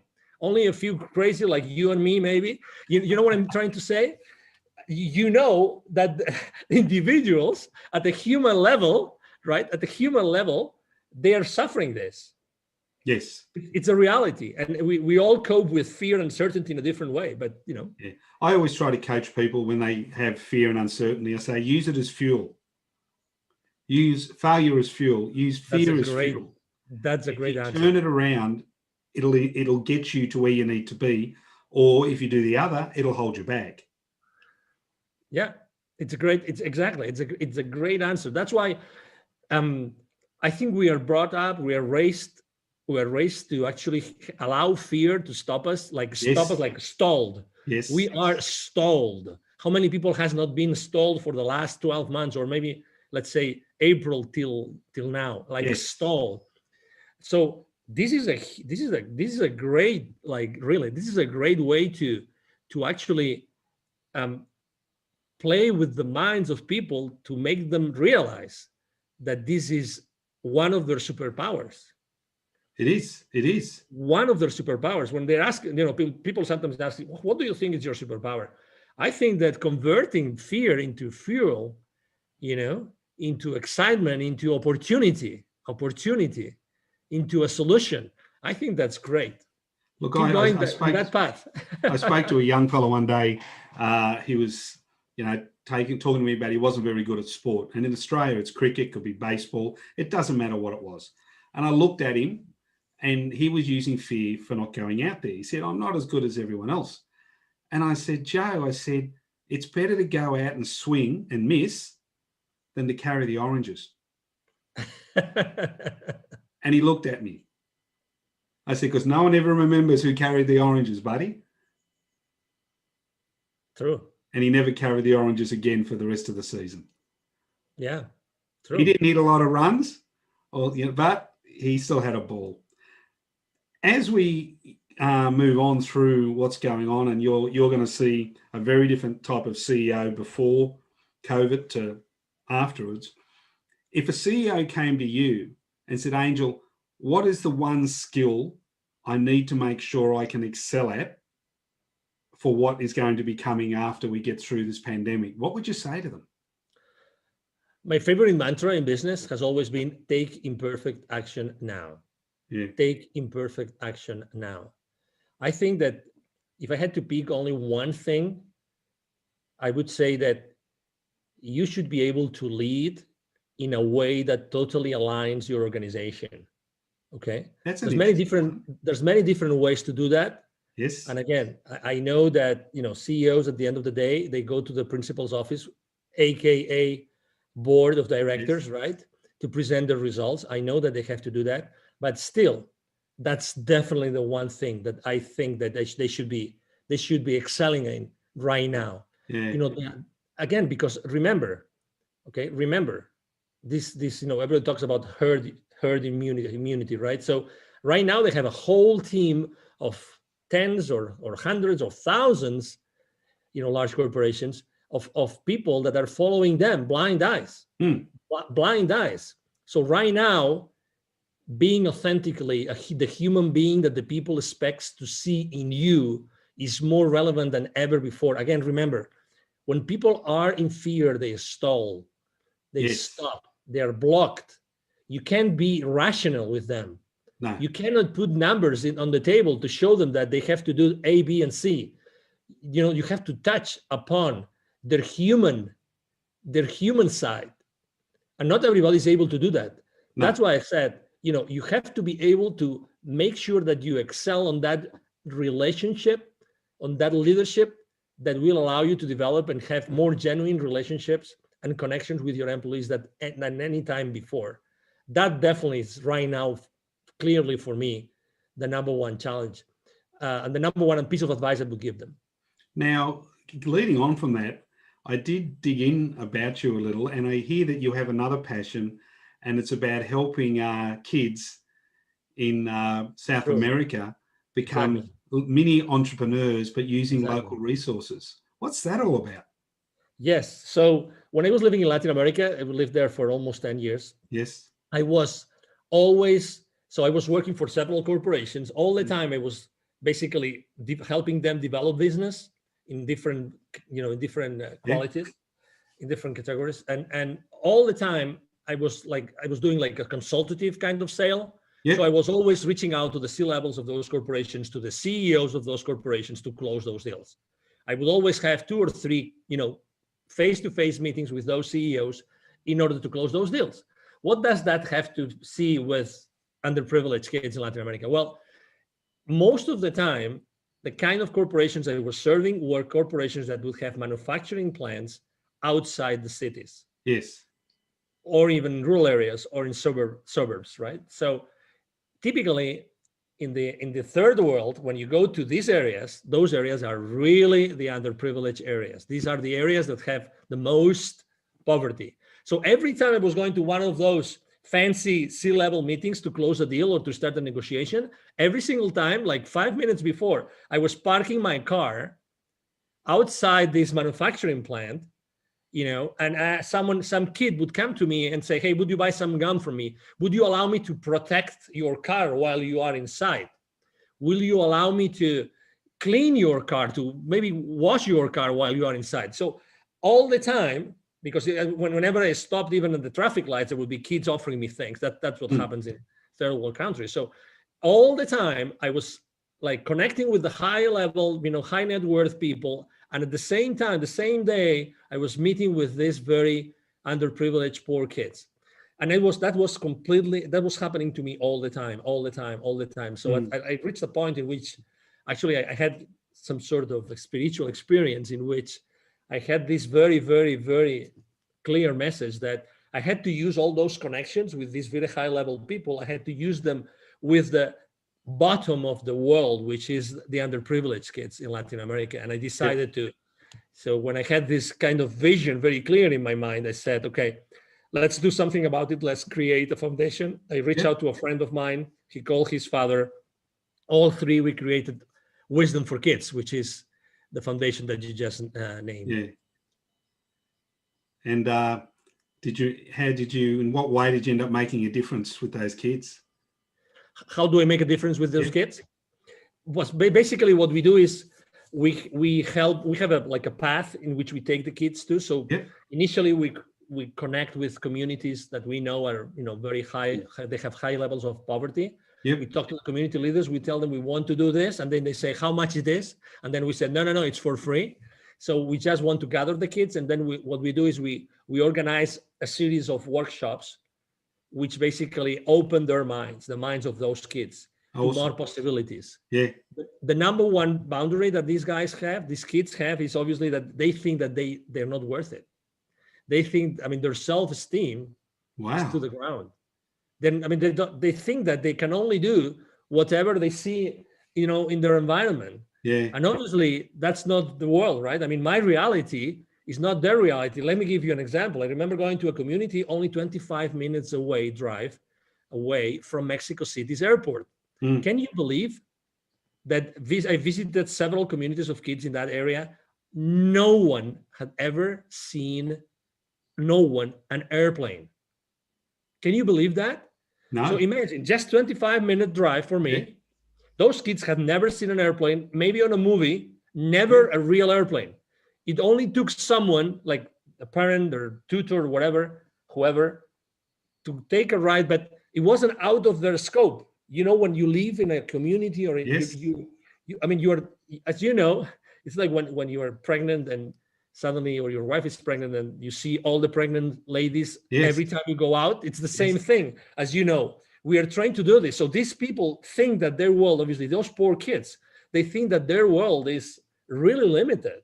And the experiences that they are allowed to live in their lives is extremely limited. Obviously, they don't know what they don't know. That's true. Unconscious incompetence, as we call it. Yeah. Exactly. So that happens obviously in any area in the world. But imagine someone who has not been as blessed as you and I, someone that has been, unfortunately, limited continuously to the knowledge and wisdom that they have access to. You've actually just reminded me, I've been in Rotary for 20 years, and we run a program out of Australia and New Zealand into some of the Asian countries above us, where they identify a small town where the kids need to go to school. And we will go in and provide them bikes, second-hand bikes out of Australia and everywhere else. So the girls especially can get an education so they can ride to school and ride back. Because if they don't, they have to walk there and back. And they're expected to work before school and after school on the family properties. So all of a sudden they get to be able to go to school and come back. And then someone said, well, what else do we need to do? So then they give enough resources to one of the villages to set up the bike repair shop. And so he can repair the bikes for the girls. The girls pay him enough to buy stuff. And so it sort of ends up two ways. One, the kids get education. One of the people in the village get a business. And it opens up their opportunities, as you just said, to what's going on in the world. Exactly. And, obviously we face a lot of challenges. Many times we don't have electricity. Many times we don't have cellular connection, which seems impossible, right? There's literally millions of, square kilometers in the world without cell coverage because it's not, it doesn't pay off. Those cell towers, would never have a positive ROI in that area. So and sometimes we go to indigenous communities, which actually they have their poverty rates are 95% plus. Imagine, a normal city, like big city, typically has like 5-10% poverty. You go outside the city, it's 25. You go to the suburbs, it's 50%. But if you only go to indigenous communities, so imagine those guys live in the forest or in the mountains, right? Or in the jungle, right? They are so limited. Their reality their ability to innovate or to find anything outside what they are being taught by their parents and maybe their teachers, if they are lucky enough to have a teacher in their village or in their community, right? That's why, we're going back to the basics. One of the things I take the most with me is books. I get a lot of donations of books here in the US that they take with me to Latin America. And many times those books are the first books in English that those kids have seen, because I take books in English mostly because I want them to have the opportunity to learn. Then obviously every time I take English books with me, I make sure that there's someone in the community who is able to teach the English or someone that can translate. I have beautiful videos of me reading really a tale book to kids in Latin America and doing it, obviously translating English and Spanish. Yeah. And they have a blast. I mean, as you know, kids are genuine by nature, curious. Look, poverty in monetary terms does not mean you're unhappy. Because some of the poorest countries in the world, they have the happiest people. Absolutely. But also poverty in business can mean knowledge. You have people in business who are very poor when it comes to how much knowledge they know, because again, just like the people in the village, they only know what they know and they don't seek anything more out than what they're told, which is so true. You live in a beautiful place of America called Texas. Exactly. And I hear it's known for its steak and its good food. Yes. If you are in the capital there and I managed just to get you a nice little restaurant there with 3 or 4 seats and just you, and I ask all of my guests on my podcast, who would you invite, dead or alive, and why? Well, probably one of them would be Tony Robbins, because I went to one of his events and he changed my life. I have to say that there were 2 or 3 different concepts I got from that event. Yes. Unleash your power within event. I would like to have him sit on my table because I know that he has coached the most influential people in the planet. Yes. That's why. Yep. Okay. So that would be definitely one of them. The second one would be someone that I think that his knowledge and his experience, I know him personally, but I would still sat him on my table. Yes. His name is Dr. Joe Dispenza. Yes. And he's a very well-known neuroscientist here in the US. And he's been able to demonstrate scientifically, the power of our mind. I am fascinated about the human power, which is untapped. I think that we are geniuses, literally geniuses with a lot of untapped potential. Yeah. And one of the reasons why people in those underprivileged communities are so happy is because they value what they have and they don't know what they don't have. True. So that helps a lot. So in reality, most of them, they have a mindset of abundance, as opposed to many of us who have a scarcity mindset, because we know everything else we could have, but we don't. Those will be my number 1 and my number 2. My number 3 would probably be a world record of some sort. I love sports, I have to tell you. Probably Carl Lewis, because he excelled in many different, disciplines, and long jump and he was very, very, very competitive. And I like to see people who go beyond the normal human capacity of this physical body that we are in. So I would probably, those would be the 3 people I would invite. Mate, Tony Robbins does come up quite a bit. He's an amazing individual. I have been to one of his events too, and it did change my life. And I love to hear what everyone else and why, but it is an ongoing theme with people that we interview, that they love people who challenge them. They love people who have excelled. And I think that probably reflects more back on you, because that's what you like to do. You like to push your clients and your companies that you look after. And it does show. So, man, it's been an absolute pleasure to talk to you today. Please stay safe and well over there in Texas. Thank you. We look forward to catching up with you again. And as I always say to everyone on the podcast, have a groovy day. Thank you. Thank you so much. It's been a pleasure to be here. Obviously, thank you very much for the opportunity, Robert. here in Texas, you have a home whenever you come to this latitude and longitude. Okay. And obviously, thank you everybody here in the audience. It's been a pleasure to be able to share my life with you. Not a problem. We catch you soon.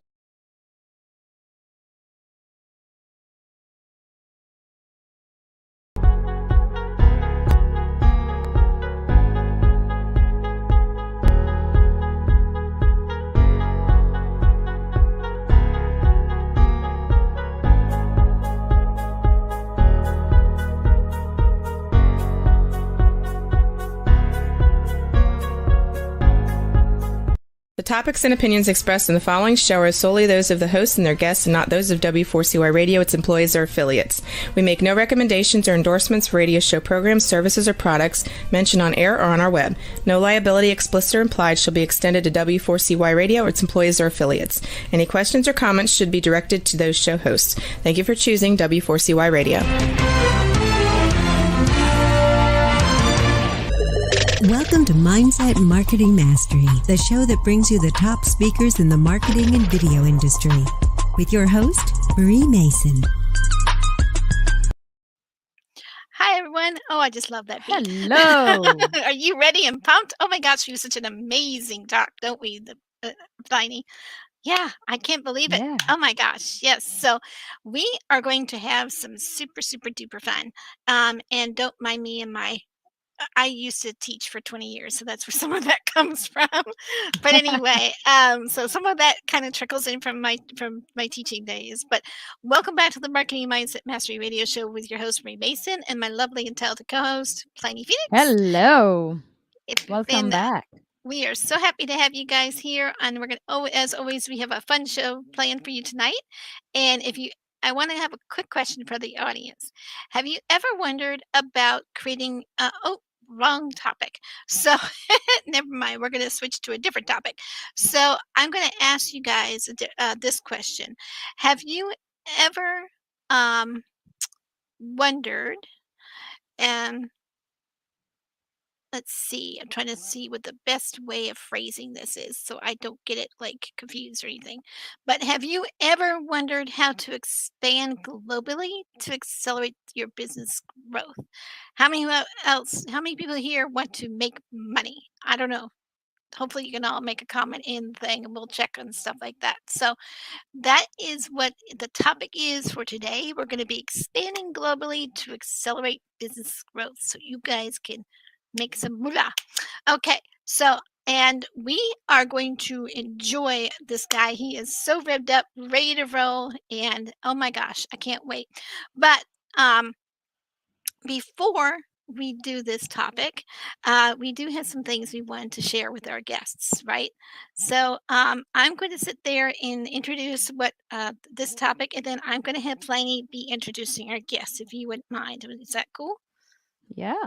Awesome. That sounds great. So we'll just tag team tonight, as always. But before we bring up this week's guest, we're going to first do a couple of reminders, as always. Please make sure you go to our Marketing Mindset Mastery shop. It has some great gift ideas for all of you and your loved ones. And oh my gosh, we have mugs, t-shirts, hats, backpacks, and so much more. And here is an example of our lovely mug. Hopefully, I can actually on point. I was so excited. I actually got it into that screen this time. So that's awesome. Every week is different, isn't it? So dishwasher safe. It arrived in 6 days. Okay, we're jumping a little bit. Yeah, we are. Okay, that's okay. We're back. We're all good. So anyway, long story short, these gifts are great for birthdays, anniversaries, and so much more. And currently, we're only shipping to the U.S. and Canada. However, if you guys want this shipped into your country or any of the other items we have, please message me at marievmason@gmail.com or go to libertyvirtualsolutions.com and go to the contact form and ask us to ship it to your country. So we will be happy to open it up to your country. So I know Pliny, you've asked for that. I will be looking into seeing how I can add your country to it. So because I know you want add Ireland to that or Italy. We're going to add Ireland, Italy. Yes, we're going to try to start opening it up to the world. So if more people demand it, we're going to open it up. How's that? So supply and demand, that's what it boils down to. But seriously, please let us know. We'll be happy to send to your country. And then all proceeds are going to help us keep the show running every week. So go to our website at libertyvirtualsolutions.com/shop. And the second reminder is don't forget to subscribe to our YouTube channel and hit that notification bell, ding, so that you don't miss another show. So anyway, please also make sure you share our links.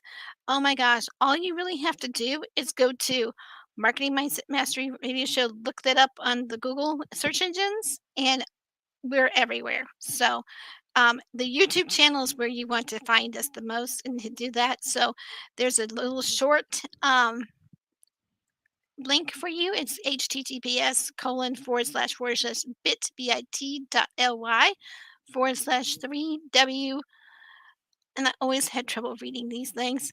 And it's 1IJWK, I think. So hopefully that's correct. But if you just Google us at Marketing Mindset Mastery, go to the YouTube channel and Google it there. We're literally everywhere.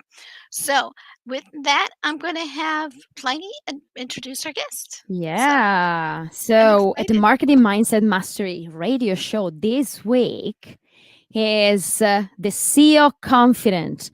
Last 23 years in his job of experience, and has supported more than 1,500 CEOs in more than 33 countries. A lot of numbers here to accelerate the growth of their businesses. And today, we have it talking about expanding globally to accelerate business growth. As a team, we have trained more than 20,000 C-levels and business operators nationally, internationally. And make sure you listen every Thursday here, because we are bringing every guest. Like, they're great. Like, ladies and gentlemen, we have 𝐀𝐫𝐞 𝐘𝐫𝐞. So Angel Rebo, are you here? Yes, I am. Thank you. Thank you very much for your introduction. And it's a pleasure to be here. And obviously, thank you very much, everybody who's listening to us today. You're very, very welcome. We are excited to have you. We are so excited to have you. Likewise, likewise.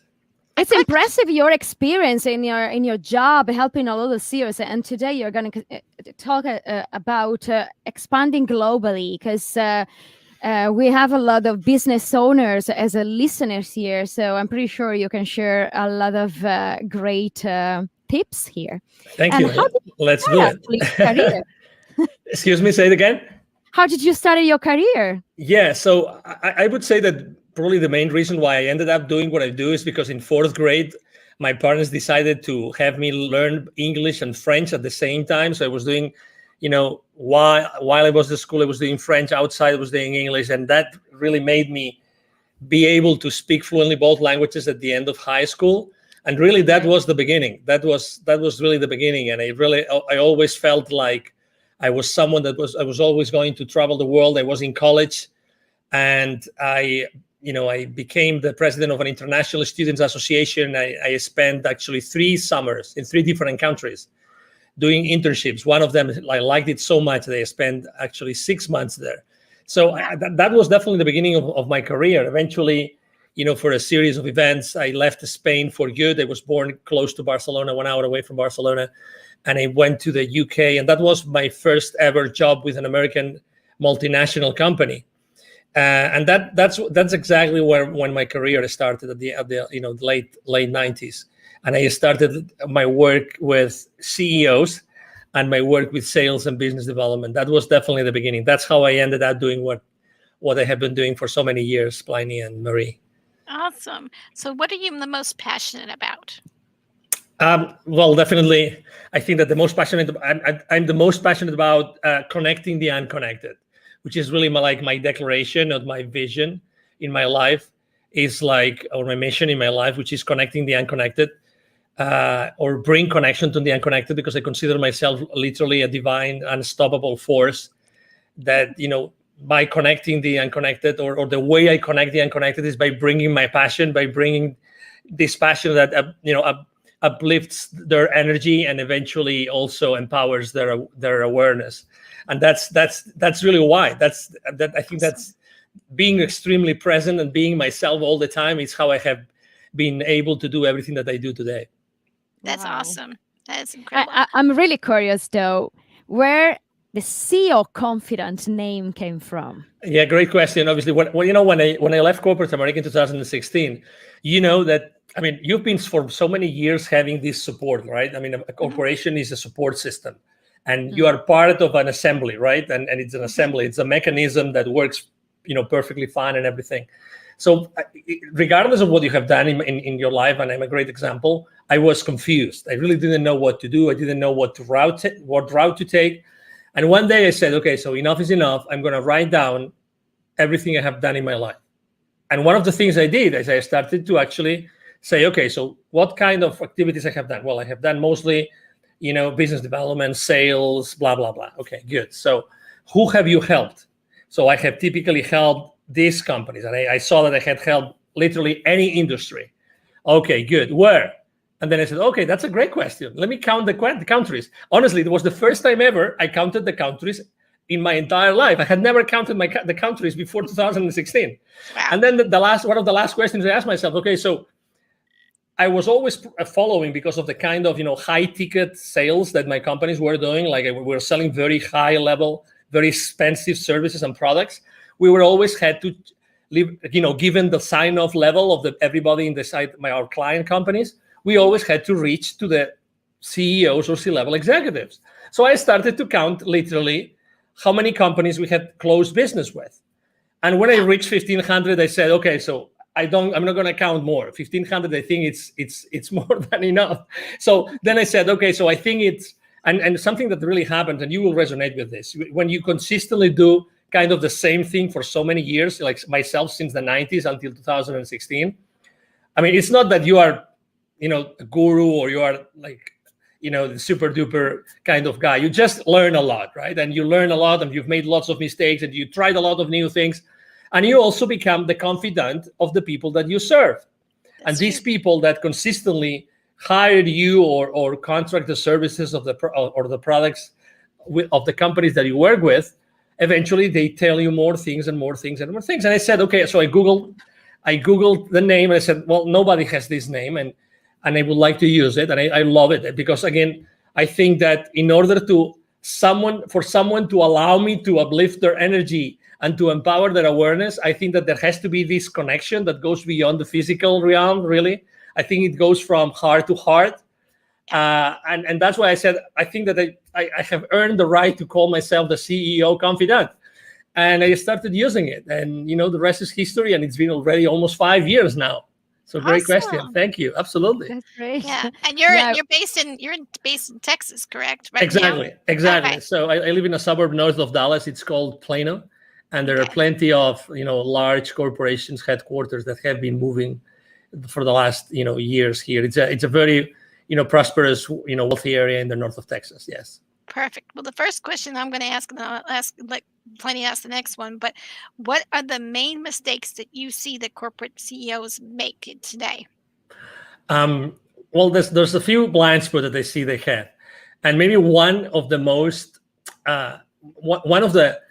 current ones, given what has happened in the world for the last 14 to 16 months, right? Because I think that every single CEO has had to change a little bit.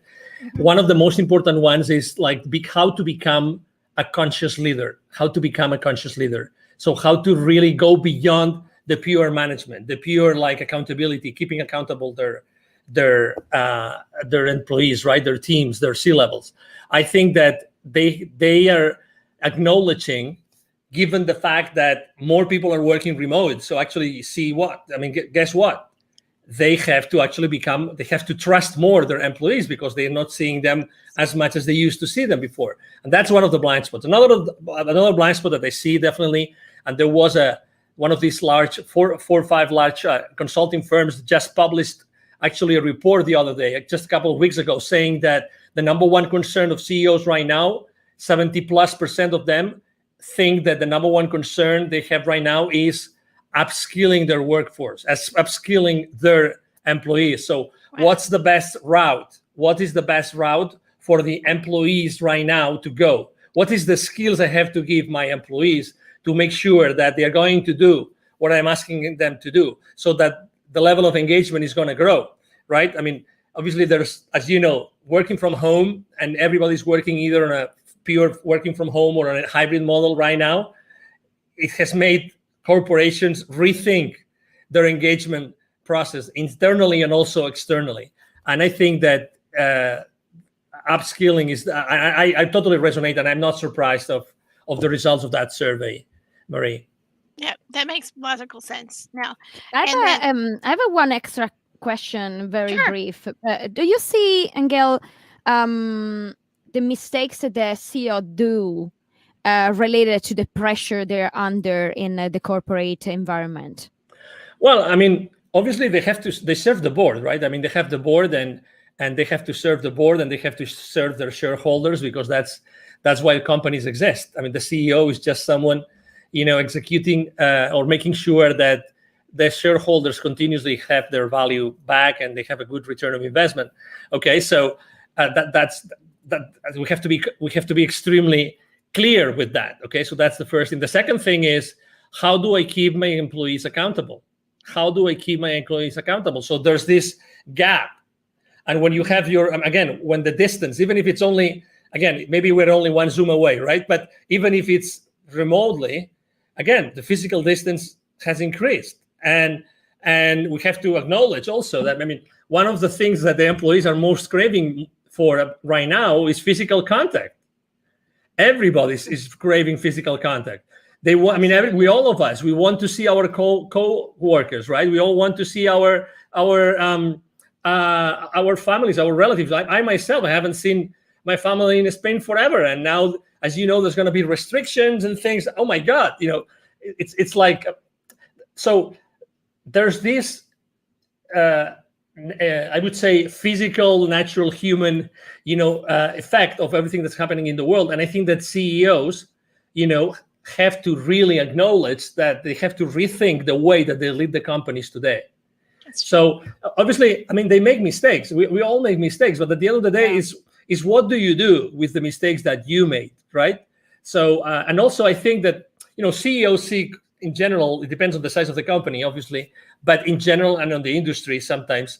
But I think that they see companies different from us, right? They're different from what we see the companies like. I think that they see the companies as, or they see their lives or their business lives even as a game. Honestly, I really believe so. The most successful ones, they really see it as a game, because they have mastered the game of playing and also making mistakes and being successful, right? And they keep on being in the same position because they are being successful, right? So that's how I basically see the performance of CEOs today. What do you think is the blind spot in the corporate today, in the corporates? Yeah. So right now is definitely, I think that every single organization, even today, if I think that we still are not on a, let's say, an homogeneous, constant flow of things. Things are still changing. Okay, so restrictions are changing, policies are changing, so still things are moving. There's a lot of moving pieces. So I think that it's still too early to say what's going to be the final effect of everything that has happened for the last 14 to 16 months. There were industries that obviously their revenues were really down and they really were struggling last year, but there were many other industries that they were really thriving. I have seen many industries that really had their best profits ever in their history, literally, so it really depends a lot. So I think that there's still a lot of moving parts, and we will see exactly what's going to happen. I would say probably, again, the same way I really like to survey my audience and to survey my CEOs, I think that we are too early to call the answer to your question, to be honest, Pliny. Good point. So thank you for that. And then the other question I have, and then we're going to have to probably take a short break, but what are the main goals that corporate CEOs make today? Have we ever answered that one yet? Yes. Definitely the main goal. The main goal is to increase shareholder value. That's the main goal, because they are serving the shareholders, But at the same time, they're serving a lot of different stakeholders, right? And there's clients to start with, there's suppliers, there's business partners, there's a lot of people. So the main goal is making sure that they give back to the investors, right? And the second one is, how are they able to make sure that their employees really do what the CEOs need them to do. And let me tell you something additional. I think that the most successful companies, or the companies I saw doing the most or having the most success at the end of last year, after the decisions they made, were the ones that started to think about training their employees like immediately. I saw companies last year that they said, okay, our business might be going down, or revenues might be going down, but we want to take this opportunity to really give our employees an additional edge. And I see that happening more and more and more. I definitely see that the CEOs are going to focus on increasing their skills, the level of the skills of their employees. Definitely. And it's the best time to do it. Again, while they work on quicksand. I guess it's also the creativity needed because and flexibility needed because we don't know what is going to happen. So CEOs probably are looking for that kind of people. Yes, but then the question is, okay, so how do we make because it's not only the CEO, right? Because the CEO is the one that reports to the board, but it's also the one that, let's say, along or together with the C-level group team, the C-suite, right?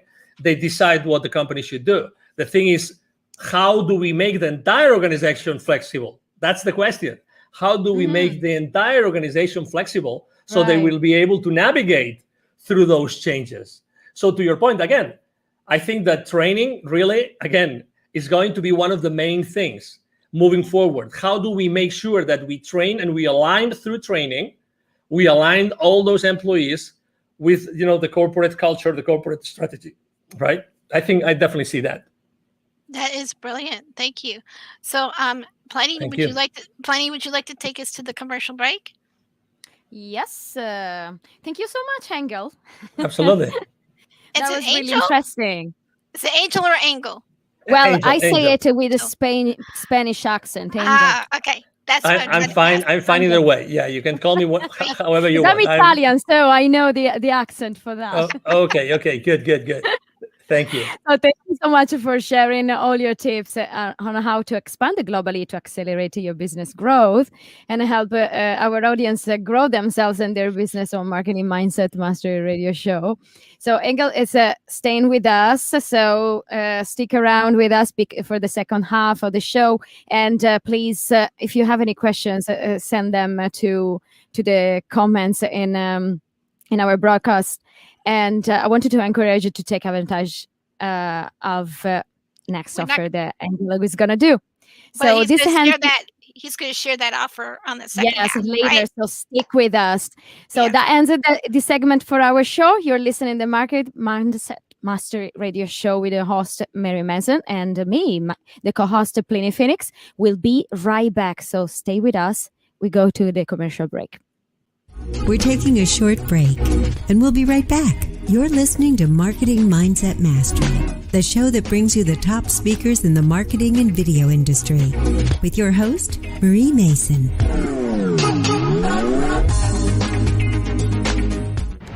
The show is brought to you by Liberty Virtual Solutions. We work with business coaches and speakers to help them market and host their webinars and upsell their coaching programs and develop heart-centered relationships with their audience.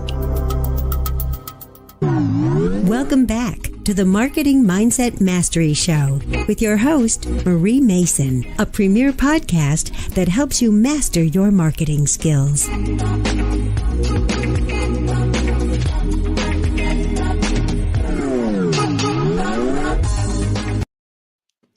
Hi, everyone, and welcome back. Sorry, that music just gets me revved up every week. So I was dancing as well, like.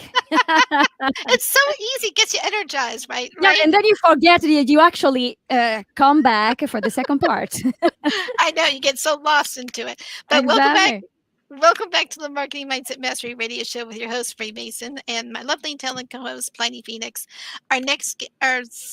Our guest has continued on with us. I got to remember to change some wording on this. I keep forgetting that. But Angel Ribbo is known as CEO Confidant in the last 23 years, he has supported more than 1,500 CEOs in more than 33 countries. Wow, that's impressive. And to accelerate the growth of their business. As a team, we have trained more than 20,000 C-levels and business operators nationally and internationally internationally. Today's topic is expand globally to accelerate your business growth, and we have so much more to share. So make sure you listen to us every Thursday as we stream live at 6 p.m. Eastern Time right here on W4CY.com. So stay tuned on this channel. Take it away, Angel. We have another question for you. Are you ready? Oh, absolutely. You bet. Okay. Next question is, what is the most important blind spot? And I don't know if you answered this on the last one, but just in case people missed it, what was the most important blind spot that you see in corporate today? And then we'll go from there. Yeah, I think that more or less I referred to it with previous questions, but I think that it's still how to bridge the gap between what the leaders of the company, which is the CEO, and how to bridge that gap with the rest of the organization. I told you that exactly, and to the question that Pliny asked me, about flexibility, I really believe that, in order to have this flexibility, you have to give your organization really the tools. You have to give your different employees the tools so that they really know how to align with the main, corporate goals. And I think that's definitely one of them. But also something else that I mentioned before, and I would like to emphasize on that, because I think that leadership in the future has to be a conscious leadership. It has to be, I think that leaders have to be much more conscious of what they need to do in order to have their teams to follow them. And that only happens if they start really listening and speaking from their hearts. And I see that every single day. The other day I was blessed. A good friend of mine, Larry Levine, he's the author of a great book called Selling from the Heart, and he invited me to one of his sessions, and I gave a presentation. And he sees all the time the same thing: the organizations that are able to actually train their sales forces to go into their hearts and to be able to sell from their hearts and listen to the buyers from their hearts, they are going to do so much better in the future. And I see that still being an important gap in corporate, definitely. I am so glad you mentioned that, because that's the one thing I always tell my team is because one of the things that we do is we do heart-centered story-based kind of marketing. I don't know, it's kind of building that relationship and helping people, learn to connect. And if you build the relationships with people, you're going to connect with them, and they're going to be really heart-focused, heart-centered, real, authentic relationships. And that's what I think you're trying to go for as well. Am I right? Yes. It's funny how, regardless of how much the world progresses, right? Mm-hmm. We go back to the origin. And as you know, many indigenous communities, indigenous leaders, they have always been communicating the wisdom of their tribes and of their civilizations, let's say, or communities, throughout telling stories. And I think that, many years ago, I was able to learn actually how to use storytelling to tell stories and actually to increase, company sales. Because I think that at the end of the day, when you are selling, and we are all selling all the time, and marketing is the great instrument to allow to facilitate that sale, right? If you connect person to person, if you connect with the person that's going to buy from you, I think that everything is going to be much easier in that sales process. And actually, the sale is not going to be forced in any way, really in any way. I think that connection is extremely, extremely important today. Exactly. Yeah, stories sell, don't they? Wouldn't you agree? Oh, totally. It's the same as when you were asking me for the CEO Confidant name. It's just that story. It's funny how I never had thought about it until I had to do it. You have to find something out. So you start thinking about it, and suddenly you realize, oh my God, I have been doing all those things. It's when you stop, and we can do that. The funny thing is that Marie and Pliny, we can do this every single day. We can just take stock of our lives every single day and actually say, oh my God, I did that, I achieved that. And now I see why I had to do that. I had to do that because, and then you see the answer. You see how your life is a series of events, is a series of stories that make sense eventually. So yeah, and marketing is a great way to do that. Yeah, indeed. Pliny, do you have any questions for Rachel? I think it looks like, yeah. I think she got frozen. Okay, Exactly. well, I'll ask the next one. Hopefully she'll be able to join back in some. I know she's been having some internet challenges today. Gotta love those internet gremlins, right? Yeah. They're wreaking havoc on our systems. But anyway, the next question that comes up to mind is that do you have can you explain what expanding globally, the answer is to accelerating your growth of your business? So basically you talk about accelerating your growth of the business globally. So could you tell us how to do that? Does that make question? Yeah. Yeah. So I think that maybe the underlying question is why would companies think about expanding internationally as a way to grow their business? Exactly. I just worded it differently. That's all. Exactly. No. That's why I understood you. So, so I think that number one, we get comfortable. We reach a certain level of revenue or number of clients, etc., and we get to be comfortable with selling to our own backyard. And actually, it's funny because countries like large countries as ours, right, expanding to another state can sometimes also mean like you're too comfy to do it. So why would you do it, right? So why expanding globally is a good way to increase the growth of your business? Well, number one, because you have already developed your IP, right? You already have your products, you already have your services, and there's a lot of different communities, countries that they have different cultures, and probably they have never seen your products or your services, and probably they have never seen the way that you have crafted them, that you have made them, the way you deliver them, the way you present them, all those kind of things.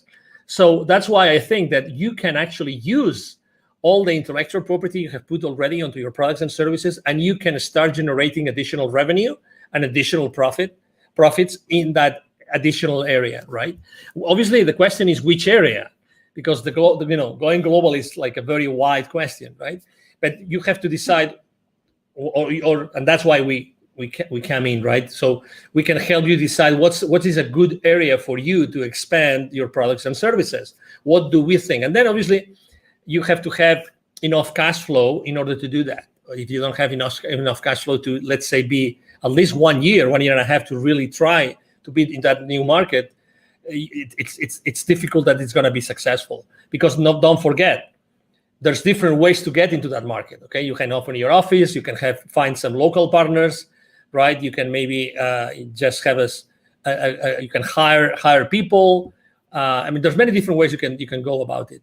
And also you might have to hire someone locally, maybe a legal team locally, an HR team locally, and many different things to make sure that you fully comply with their way of doing business. And again, we're talking about culture in that country. Doing business is completely different in every single country. So all those questions you have to ask yourself.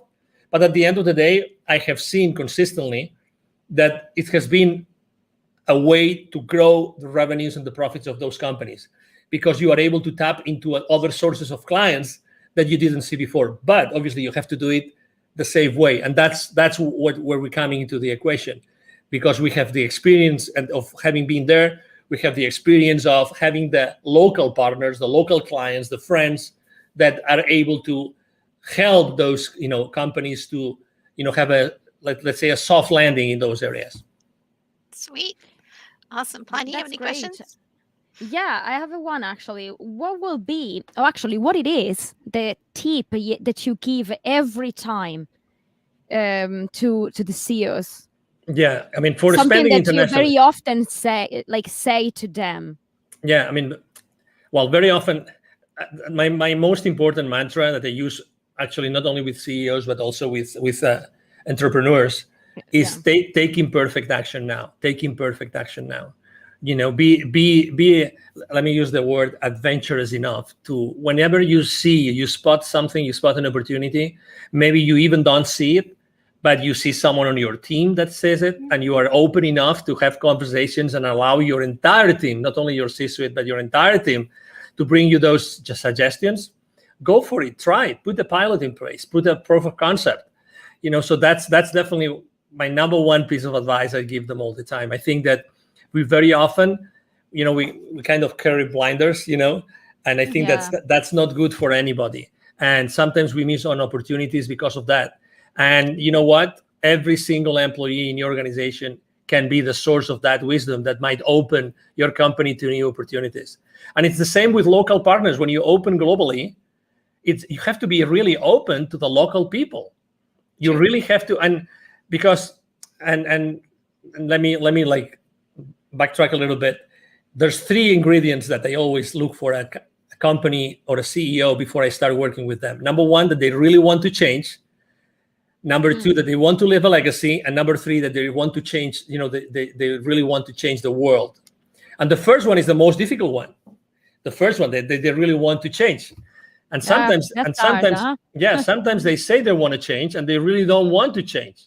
And when the rubber hits the road, you realize that they really don't want to change. And they don't want. Especially, Angela, is that, do you notice that, like, the difference? Because with a small entrepreneur or a business owner or a solopreneur even, we decide for ourselves. So maybe trying something is on you. But when you are in corporates, like, you have an entire company, and probably your decisions are going to change the life of a lot of people. And if you make a mistake, and that's completely normal when you do business, because you're trying things, like you say, just try something new. How do you suggest to these people to do that step with the fear of making mistakes and affect the entire company? Yes, because I always tell them the same thing. Calculate the risk. How much is that risk? What does that entail? What are going to be the repercussions of that, let's say, that imperfect action that you're going to change, right? So the thing is not, that's why I say the main issue I continuously say is not taking action. It's not taking too many actions. And when you are going to take an action that you're not really, like, you don't have everything under control, and it's typically the case, you have to calculate the risk. Okay, so can I make that mistake? Yes or not? And while you do it, you start seeing what are the consequences. Again, I think that we have to really be open to listen to what's going on. I take an imperfect action. What's going on? What's happening? What am I seeing?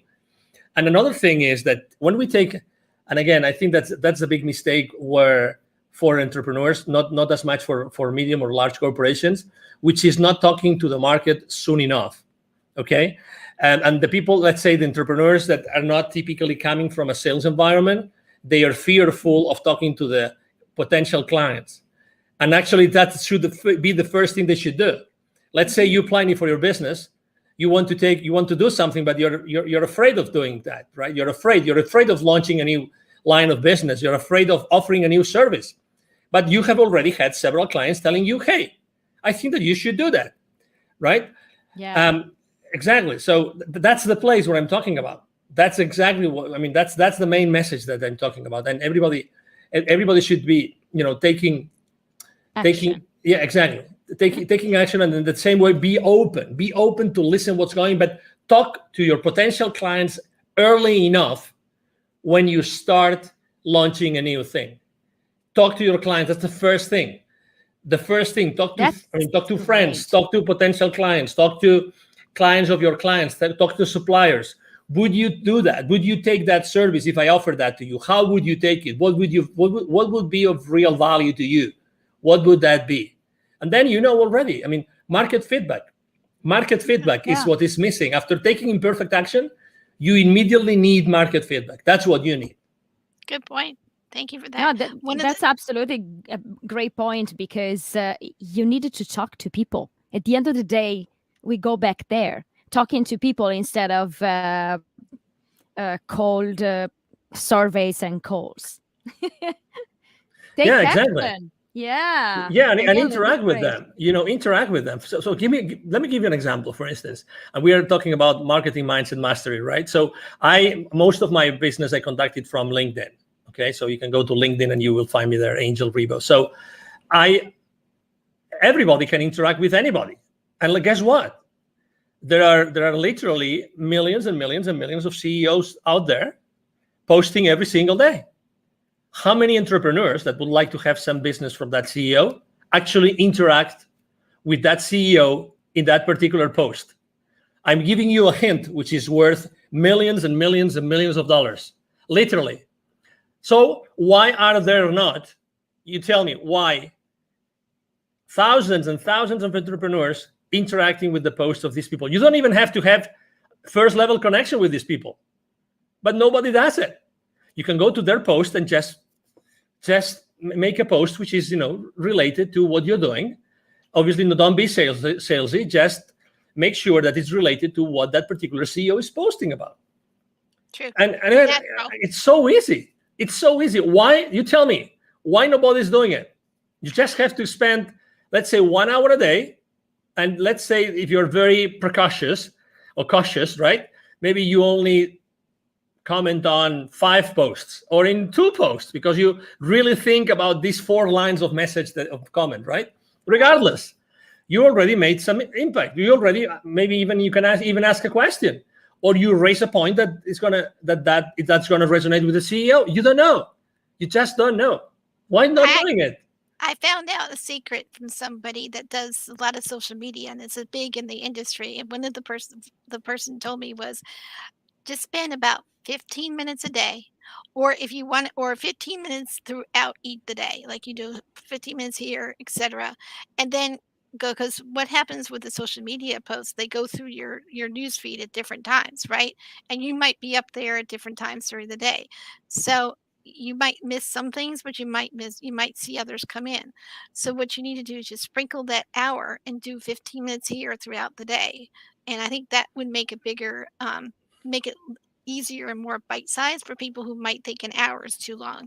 I don't know. Does that sound like a reasonable plan to you? Or Yes. I mean, I have myself or my team. We do it every single day. We interact with a lot of people. I mean, literally every week we interact with hundreds of people on LinkedIn. Literally hundreds of people.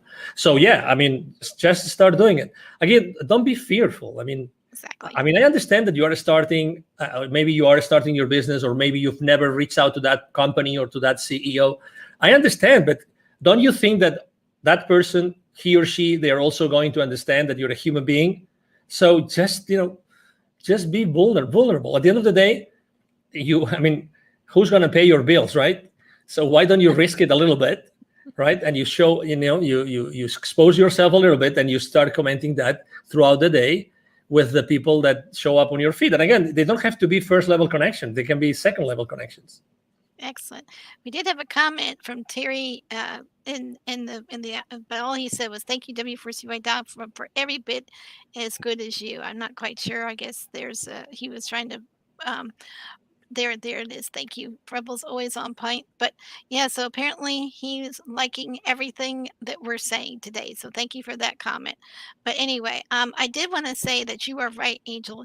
Don't be afraid about trying something new, branching out, getting out of your comfort zone. Because I've learned something in life and in business. Making mistakes is not fatal. You can always make adjustments. Correct? I mean, am I wrong on that? Oh, no. I fully agree with you. And, if you said something wrong, next. The problem is that, as we live too much in the past, and we don't live in the present any longer.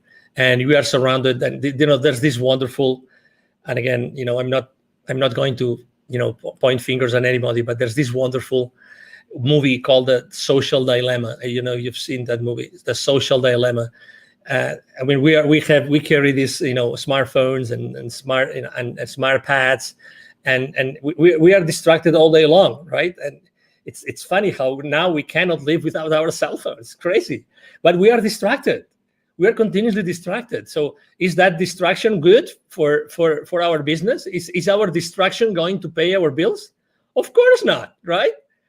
Right. I mean, it's like, are we in control or are they in control? I mean, that movie is really eye-opening. And that movie, obviously, that movie, as you know, features The Social Dilemma, features former executives, high-level executives of many, many successful worldwide multi-billion-dollar social media companies that you all know about them.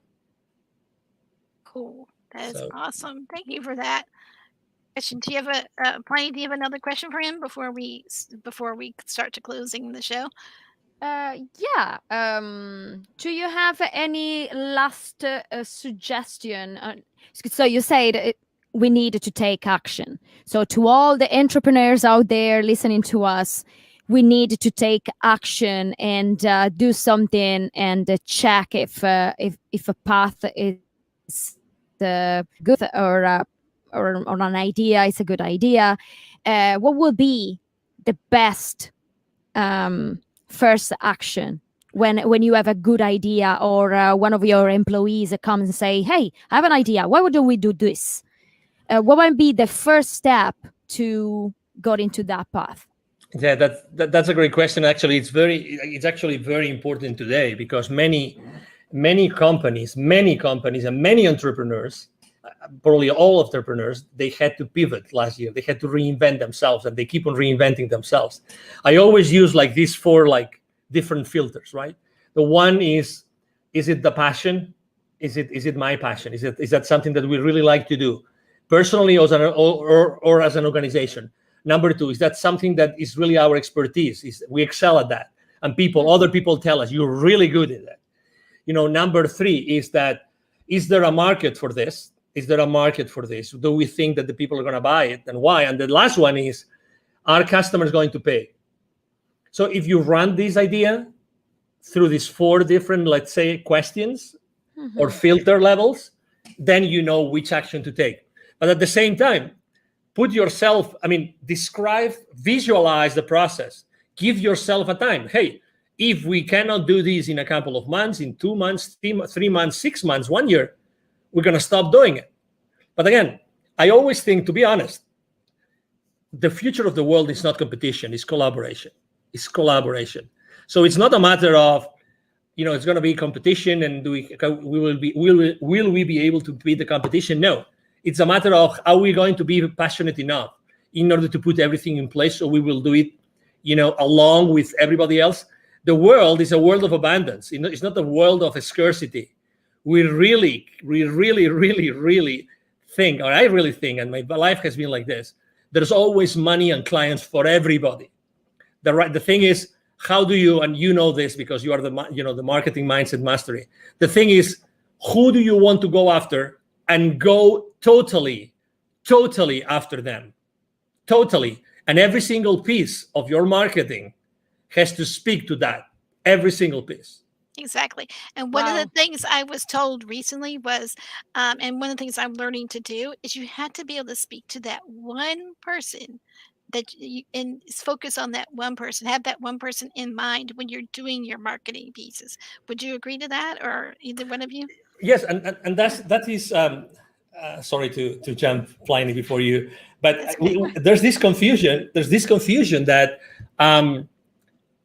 we have to, like, when we throw our marketing net, it has to be like this super wide net so we catch as many fishes as possible. It's just the other way around. It's just the opposite. We have to be talking always to the same people. Always.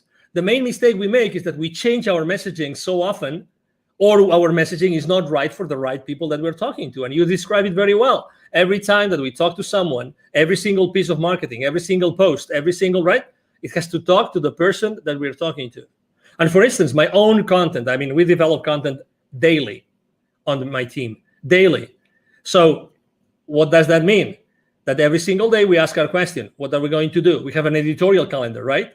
So we decide every day, who are we going to talk to? And if you go online, you will see that very often our content is like very, very light content, because we don't want to burden everybody. We don't want to overwhelm with another theory, another set of, obviously with all due respect, blind spots or things. No.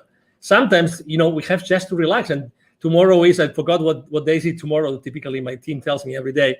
Today is Thursday. So. Yeah, no. It's Thursday, but I forgot what day is it today. Maybe it's graduation day, because every single school and a school at every single educational system level is actually going through graduations. But we try to touch upon the personal life of our CEOs all the time, because they go through the same thing as anybody else. That's awesome. Thank you. Now you have a call. You have something you want to give to our audience, and then we have to actually close out the show. So absolutely. Well, if you go to my LinkedIn profile, you will see that there's a place where you can actually book time with me. I'm offering a free consultation for anybody that has ever thought, or maybe the people have told you, you should take your business global. You should take your business global. So feel free to go to my LinkedIn profile, and you will be able to actually use my calendar, get into my calendar. And the offer is obviously, it's going to be for free for the audience, of this show today.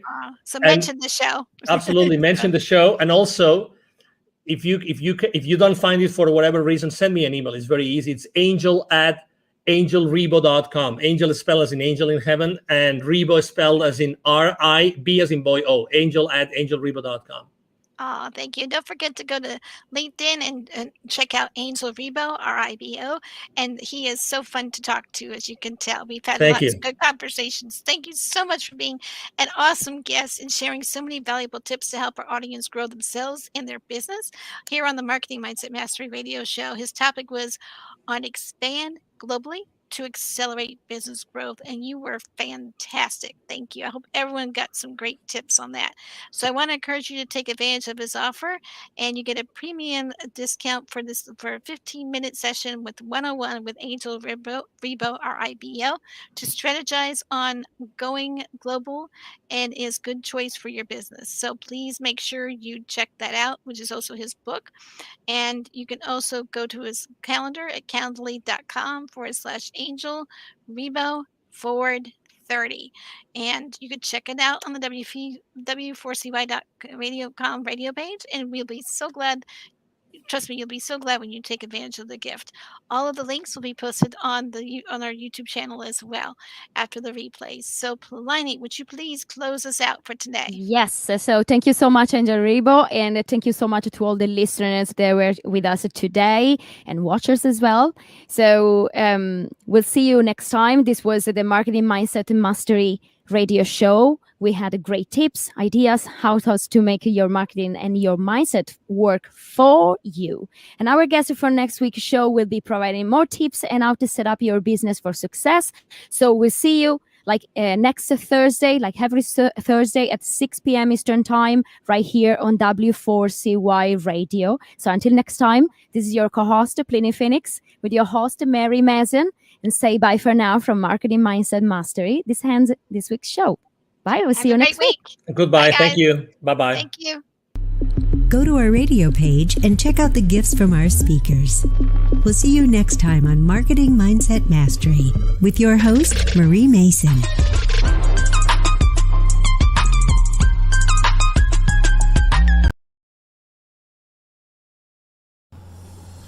Welcome to the Lift Your Story podcast with guest Angel Rebo.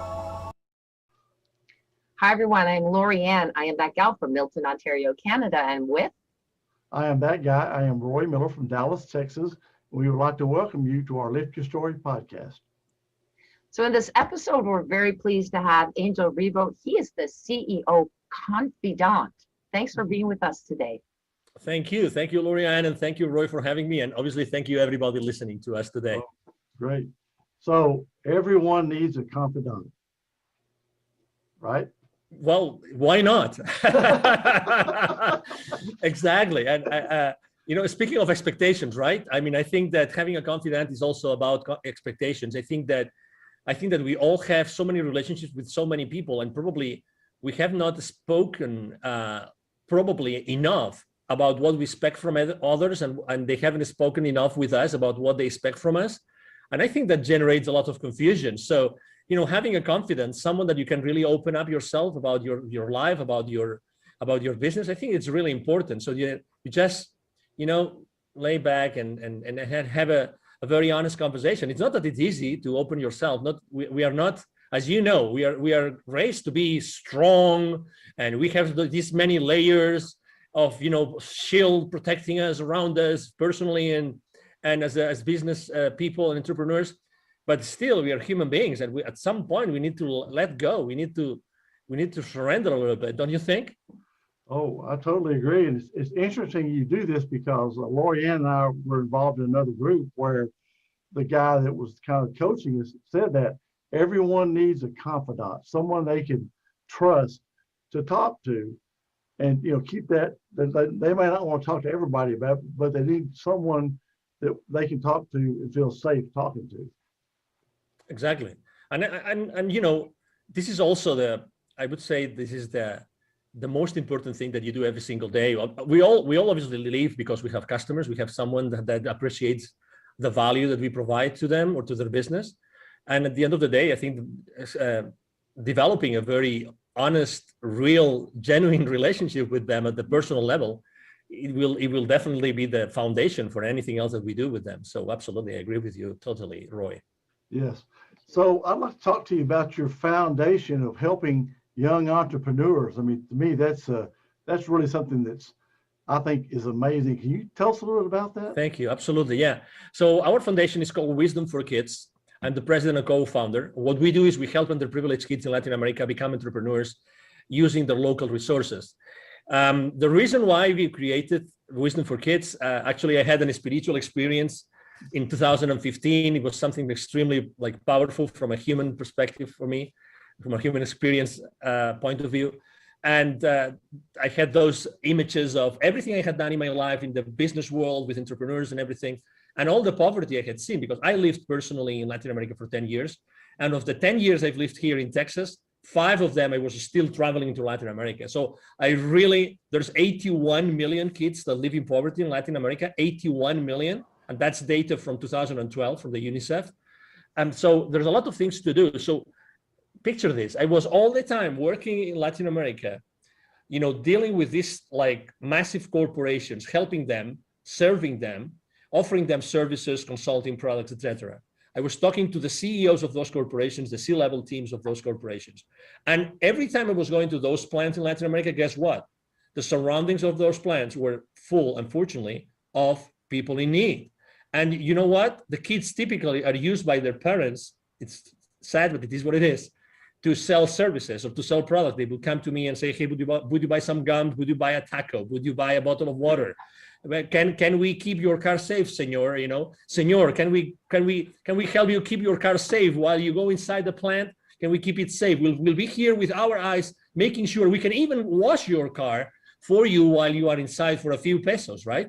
So I was always exposed to both the top level tier of society and of the bottom. Within 5 minutes, I would be with the most rich person in the area, and with the poorest person in the area. Crazy stuff.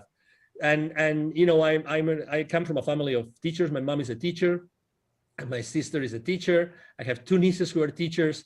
You name it. So I love to teach. I love to train. I've trained sales forces. I mean, I've trained literally hundreds of salespeople in my life. So it came all together that I wanted to give back to society. I wanted to give back to Latin America, and I wanted to give back to them in a way that I could be really impactful. And what better way to help them become entrepreneurs using their local resources without having to go somewhere else? I mean, no, but if they don't have internet, I know that most indigenous communities in Latin America, they will never have even a cellular data connection. I know that. So how can we make them entrepreneurs using the local resources? So, it's what is the question that we're asking ourselves? If it's possible, or how to do it? Mm-hmm. What if, or, it's what question? Tony Robbins says it very well. The quality of our life is the quality of our questions, the questions that we ask ourselves. And I think that's really powerful. So were you able to get those corporate people you were talking to? Were they able to help you? So I started my foundation actually when I left corporate America. So that's a great question.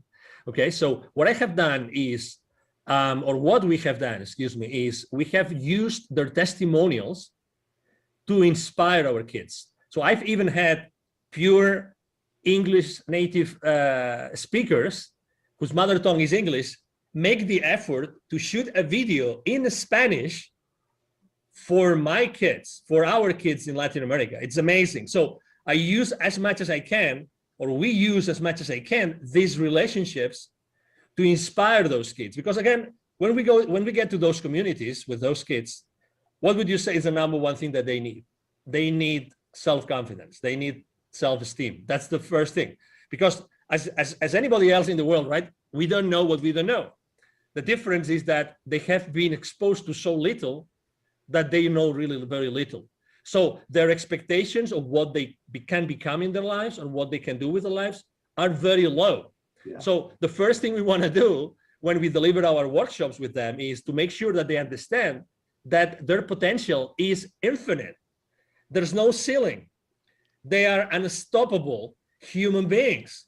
Unstoppable, period. We are all unstoppable, right? So even, I mean, we ask all of the kids when we deliver our workshop, we ask them, what do they want to be when they grow up? Many, they don't know because they've never asked themselves.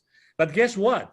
Some people, because we go to remote areas, and some people, they say, and that's gonna surprise you, they can say, I would like to be part of a drug cartel.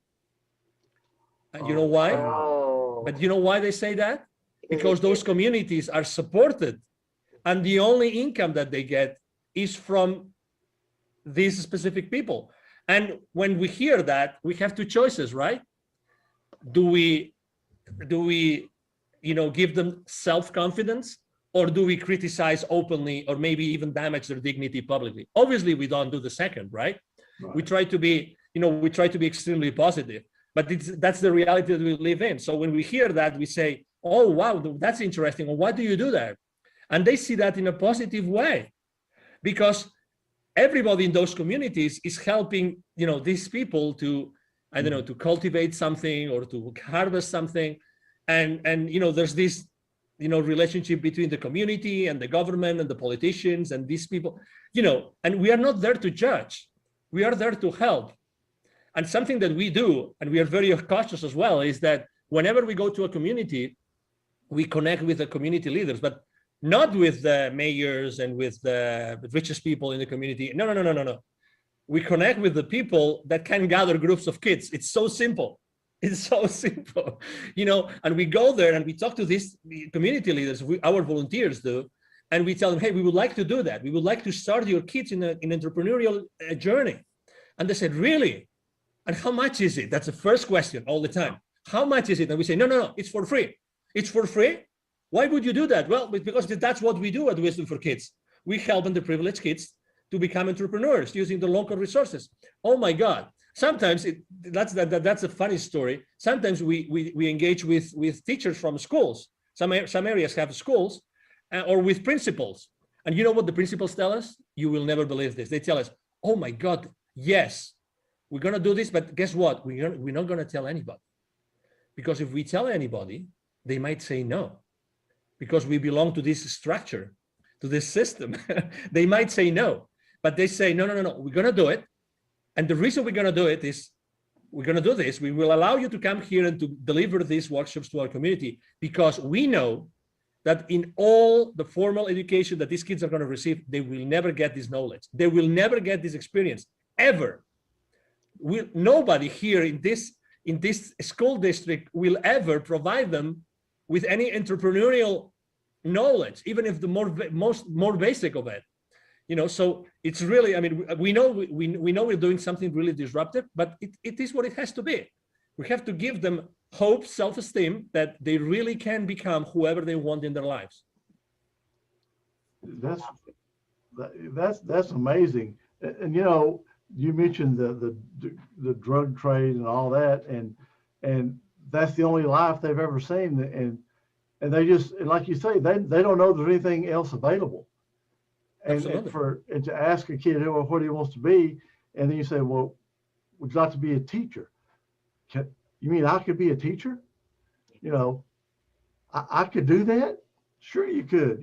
I mean, I've worked with kids and things, and so I know how it feels when you do something for kids, and even if you don't see the benefit of it at the moment, and you see those kids later, and they come up to you and they'll tell you, oh, thank you so much for telling me about this, or thank you so much when you did this, it made a difference in my life, and money can't compare to that.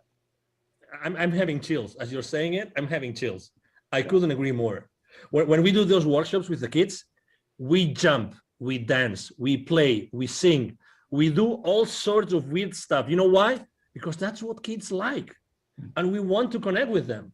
And we can, if we just leave them with a little bit of a message that it resonates with them, and they keep it with for the rest of their lives. Oh my God, those resources at this time of all of us, it's been worth it. We meditate with them. 20 minutes of our workshop is a meditation. It's a meditation with the specific affirmations, very well picked, using neuro-linguistic programming. I mean, we spent a couple of years just designing the workshop, a couple of years with two PhD students involved. I mean, we really did this like big time. Like, we really wanted to make a difference in those communities.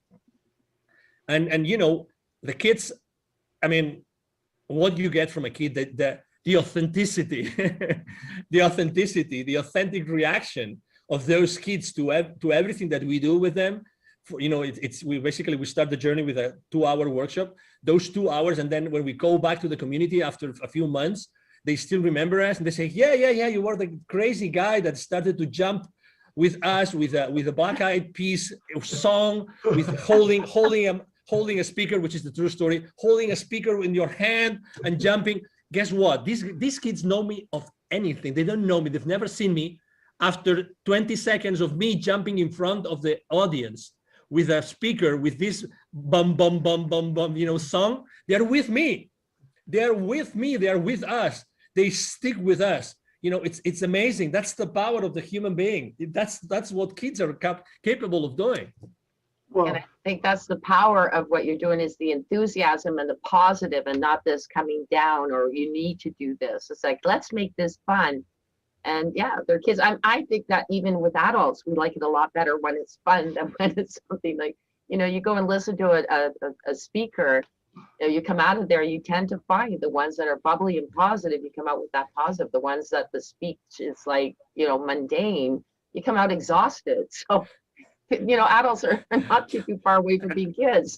Absolutely. And sometimes we try to cover so much, when we go to those communities, that sometimes, I mean, we are literally like 8 hours in a row doing this. Like it's, wow. But unless it was exciting, we wouldn't do it. I mean, we're drained literally, drained out at the end of the day. But oh my God, what about the joy? What about the impact in these kids' lives? And I have to tell you, I mean, they change your life. I mean, I will probably tell you I'm more childish since I started to, serially working with kids. And I have 3 kids, the 2 younger ones, the 12-year-old and the 10-year-old. They always tell me, Dad, why are you so corny and so cringy? But from because I'm their dad, right? But if I was their buddy and I was doing the silly stuff and I was teaching things, it would be a completely different story, right? Right. It would be a completely different thing. But it is what it is. I mean, it's all about your energy. I mean, right now, we have a choice, right? We can be like, we can ask, boring questions, and we can have a list of questions, a written list of questions, and we stick to the script. No matter what the guest is going to say, we're going to stick to the script, and I am going to answer the same question the same way in all my interviews from now on. That's an option. The other option is just to be myself, and Lorianne is herself, and Roy is himself, and we try to make the most of this conversation together. Exactly. And that's it. And we are creating something which is unique. And we might be even so lucky that our audience is going to resonate with some of the messages we're putting out there. And even there may be someone who changes their lives today because, and they start their own nonprofit and they start helping kids. And, just because of this, the time of us 3 together will have been worth it.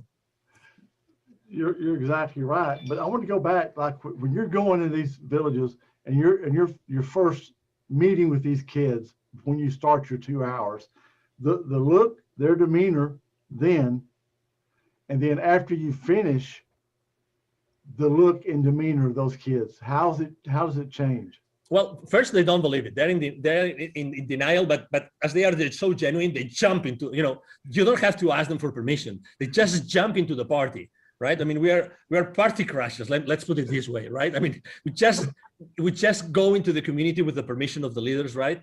Because they invite the kids to that. But initially, they don't know what's going to be about. They think it's going to be something like going to classroom or having a lecture or going to church. They don't really know, right? But at the end, the last thing we do with them is the meditation. So it's the most magic part. And the meditation, the last 20 minutes. Is actually the part where we anchor everything. So those affirmations actually anchor everything we've done in the workshop onto their subconscious. Okay, that's the goal. That's the goal of what we do. So answering your question, it's magic.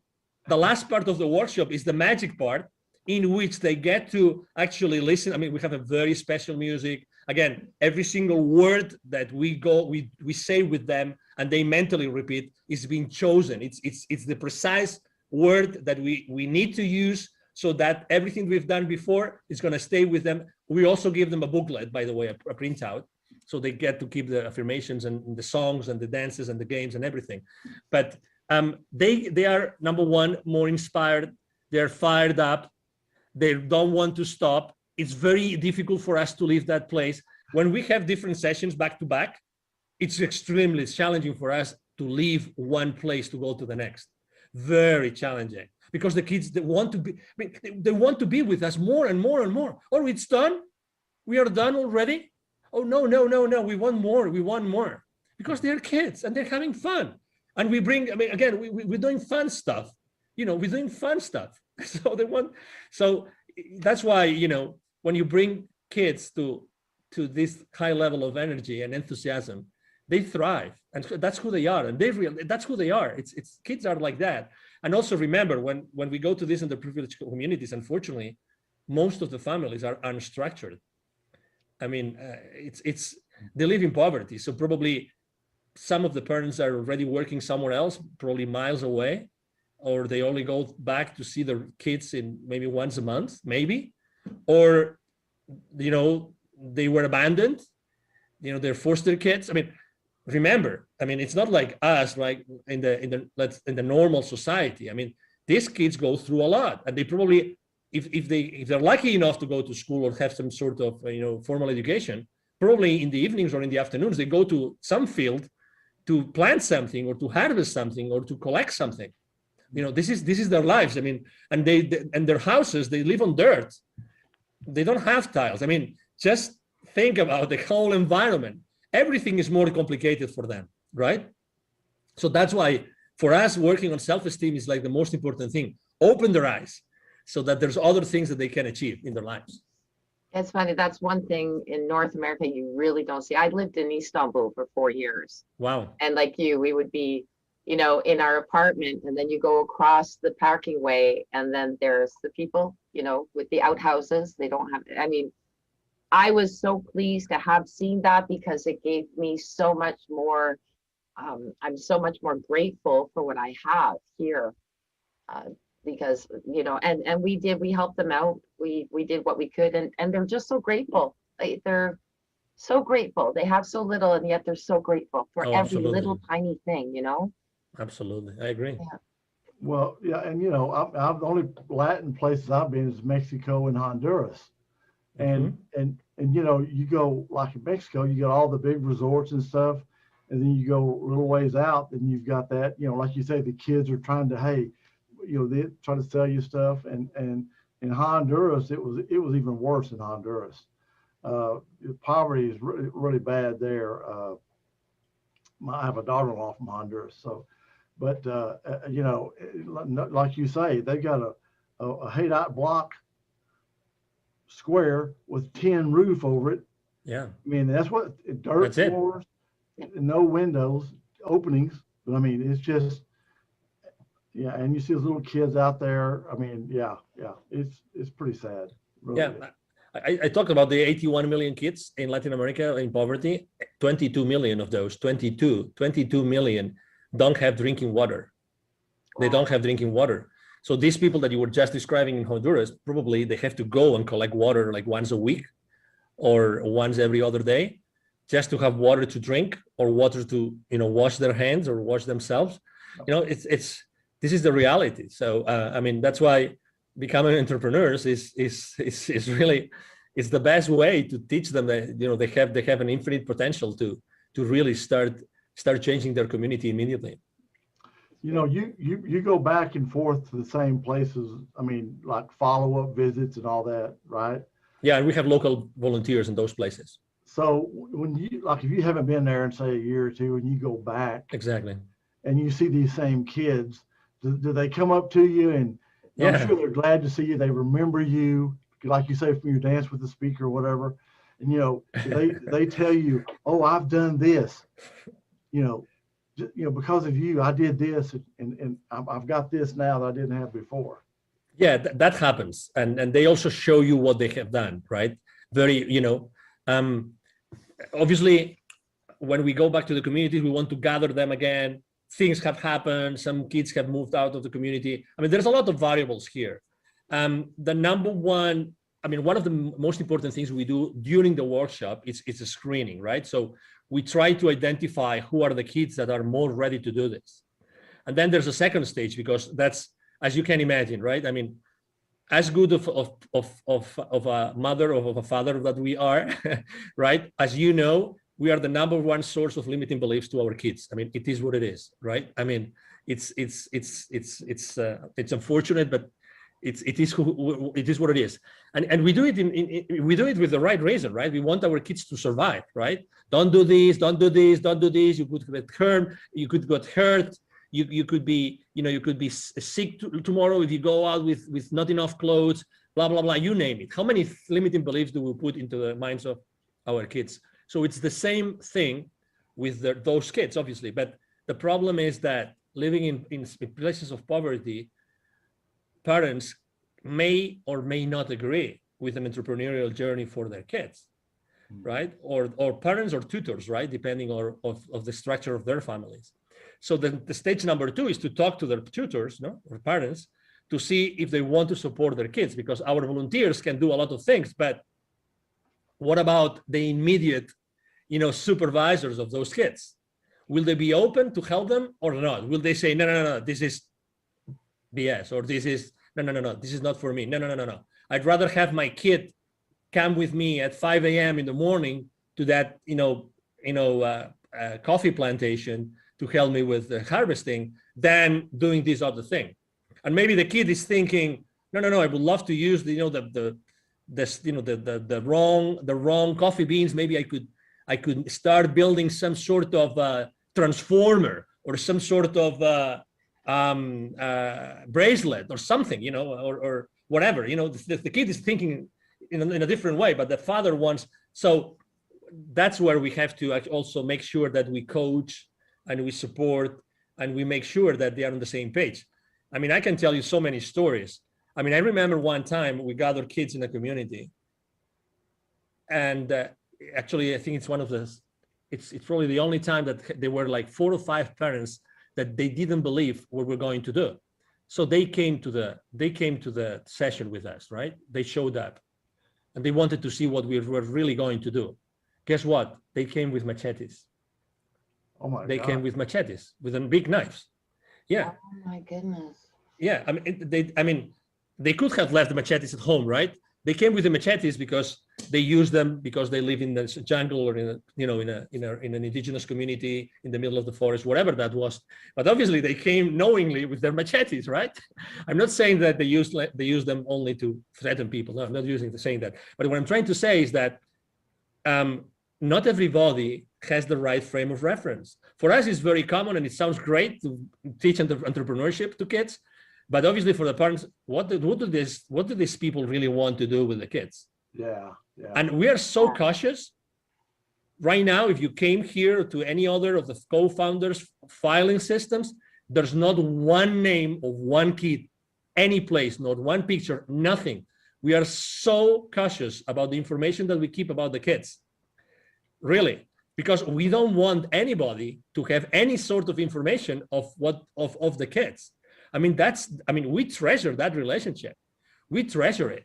We are extremely cautious and sensitive about what we do with that information. So you will never be able to find any information of any kid, right? And that complicates things a little bit for us. Yes, but we owe this to the kids. We want them to grow up and and thrive and try things out and experiment with their lives and with their surroundings. That's what we want the kids to do. But we don't want them to be interfered by anybody. Have you been able to get the corporate people in your areas to like donate things? Yes, I've had help. Yes. Try to help them find jobs in their factories or whatever. You know what I mean? So, well, I have to tell you that well, number one, obviously, we've been more than 1 year without being able to go anywhere, as you probably can understand, because things are very complicated right now. But before, we focused a lot on donations from corporations here in the U.S. That's what we focused on, right? So our next step, as far as basically, when the people that knows Wisdom for Kids, they're either donors, they come up and to us and they donate, or they are volunteers, right? So we have these very distinct communities.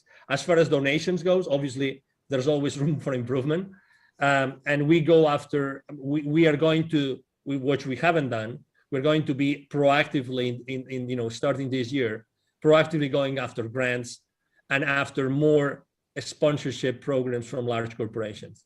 Because I have developed relationships with all those corporations. I've served those corporations. I was the vendor for those corporations in Latin America and in here. So I have all those connections and I have all these relationships I've developed. And right now we've been asking more for testimonials and, showing the inspiration to the kids than asking for money. I mean, we have had money from corporations, but we've tried more to use the time of those executives, which obviously is very valuable, obviously, because we know that this is when a kid sees if we have electricity where we go, right? Because that's another story. If we are able to show, even if it's just the screen of a laptop running on batteries, the video of a large corporation CEO speaking to them, that's amazing. That's incredible. That's so powerful. Like 3-minute video can do so much more than any amount of money. That's amazing. Yeah, that's great. I mean, that's great work you're doing. Thank you. It's got to be very rewarding as well. But I mean, thank you. It is making an impact on somebody's life. Money. There's no money for that. Yeah, absolutely. I agree. And kids, again, that's why when we were thinking about our workshop, we said, this is not going to be about whiteboarding. No. This is going to be about engaging with the kids all the way, having the kids 2 hours doing silly stuff, as silly as we can.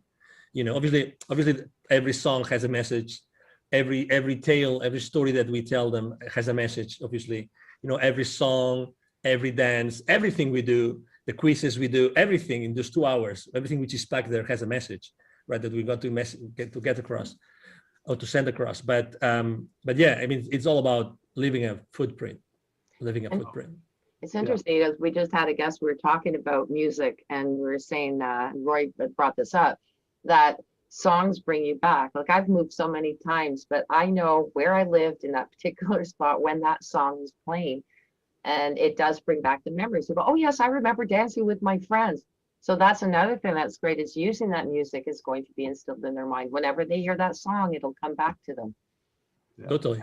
It's funny how we picked that song. Well, Black Eyed Peas, they don't know that we use this song. One of these days I will have to reach out to them and ask for the permission. The music that we use for the meditation, we ask for permission, to the composer, a very interesting, spiritual leader in California, by the way. But every time I hear that song at the radio, it just changes my mood. And I am already myself in the front of these kids, jumping up and down. And obviously the stories, because when you go to an indigenous community, again, it's dirty roads and bumps, and you get late, and then they're waiting for you, and they have prepared coffee to you, but they have prepared coffee on one of these big aluminum pots, like big massive pots, that they've poured a couple of packages of sugar along with the coffee. It's all genuine. They're trying to. I mean, they're so grateful, Lorianne and Roy.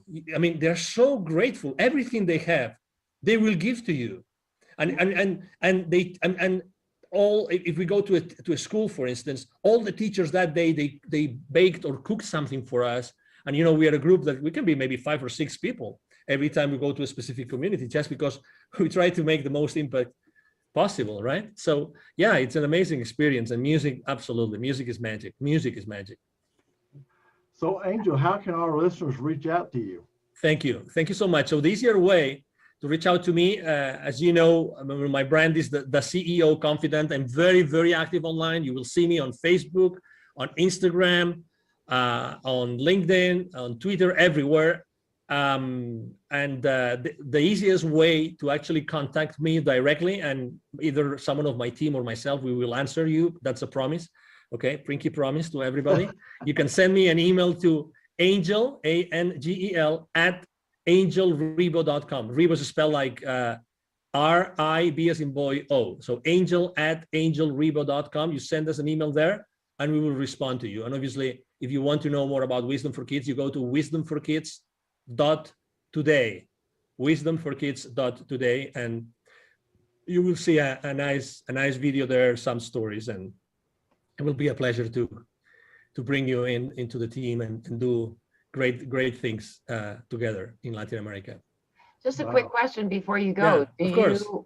Do you recruit volunteers for this as well? Yes, absolutely. Actually, on our website, you can go there and you can sign up to be a volunteer. Absolutely. Beautiful. Absolutely. Yeah, absolutely.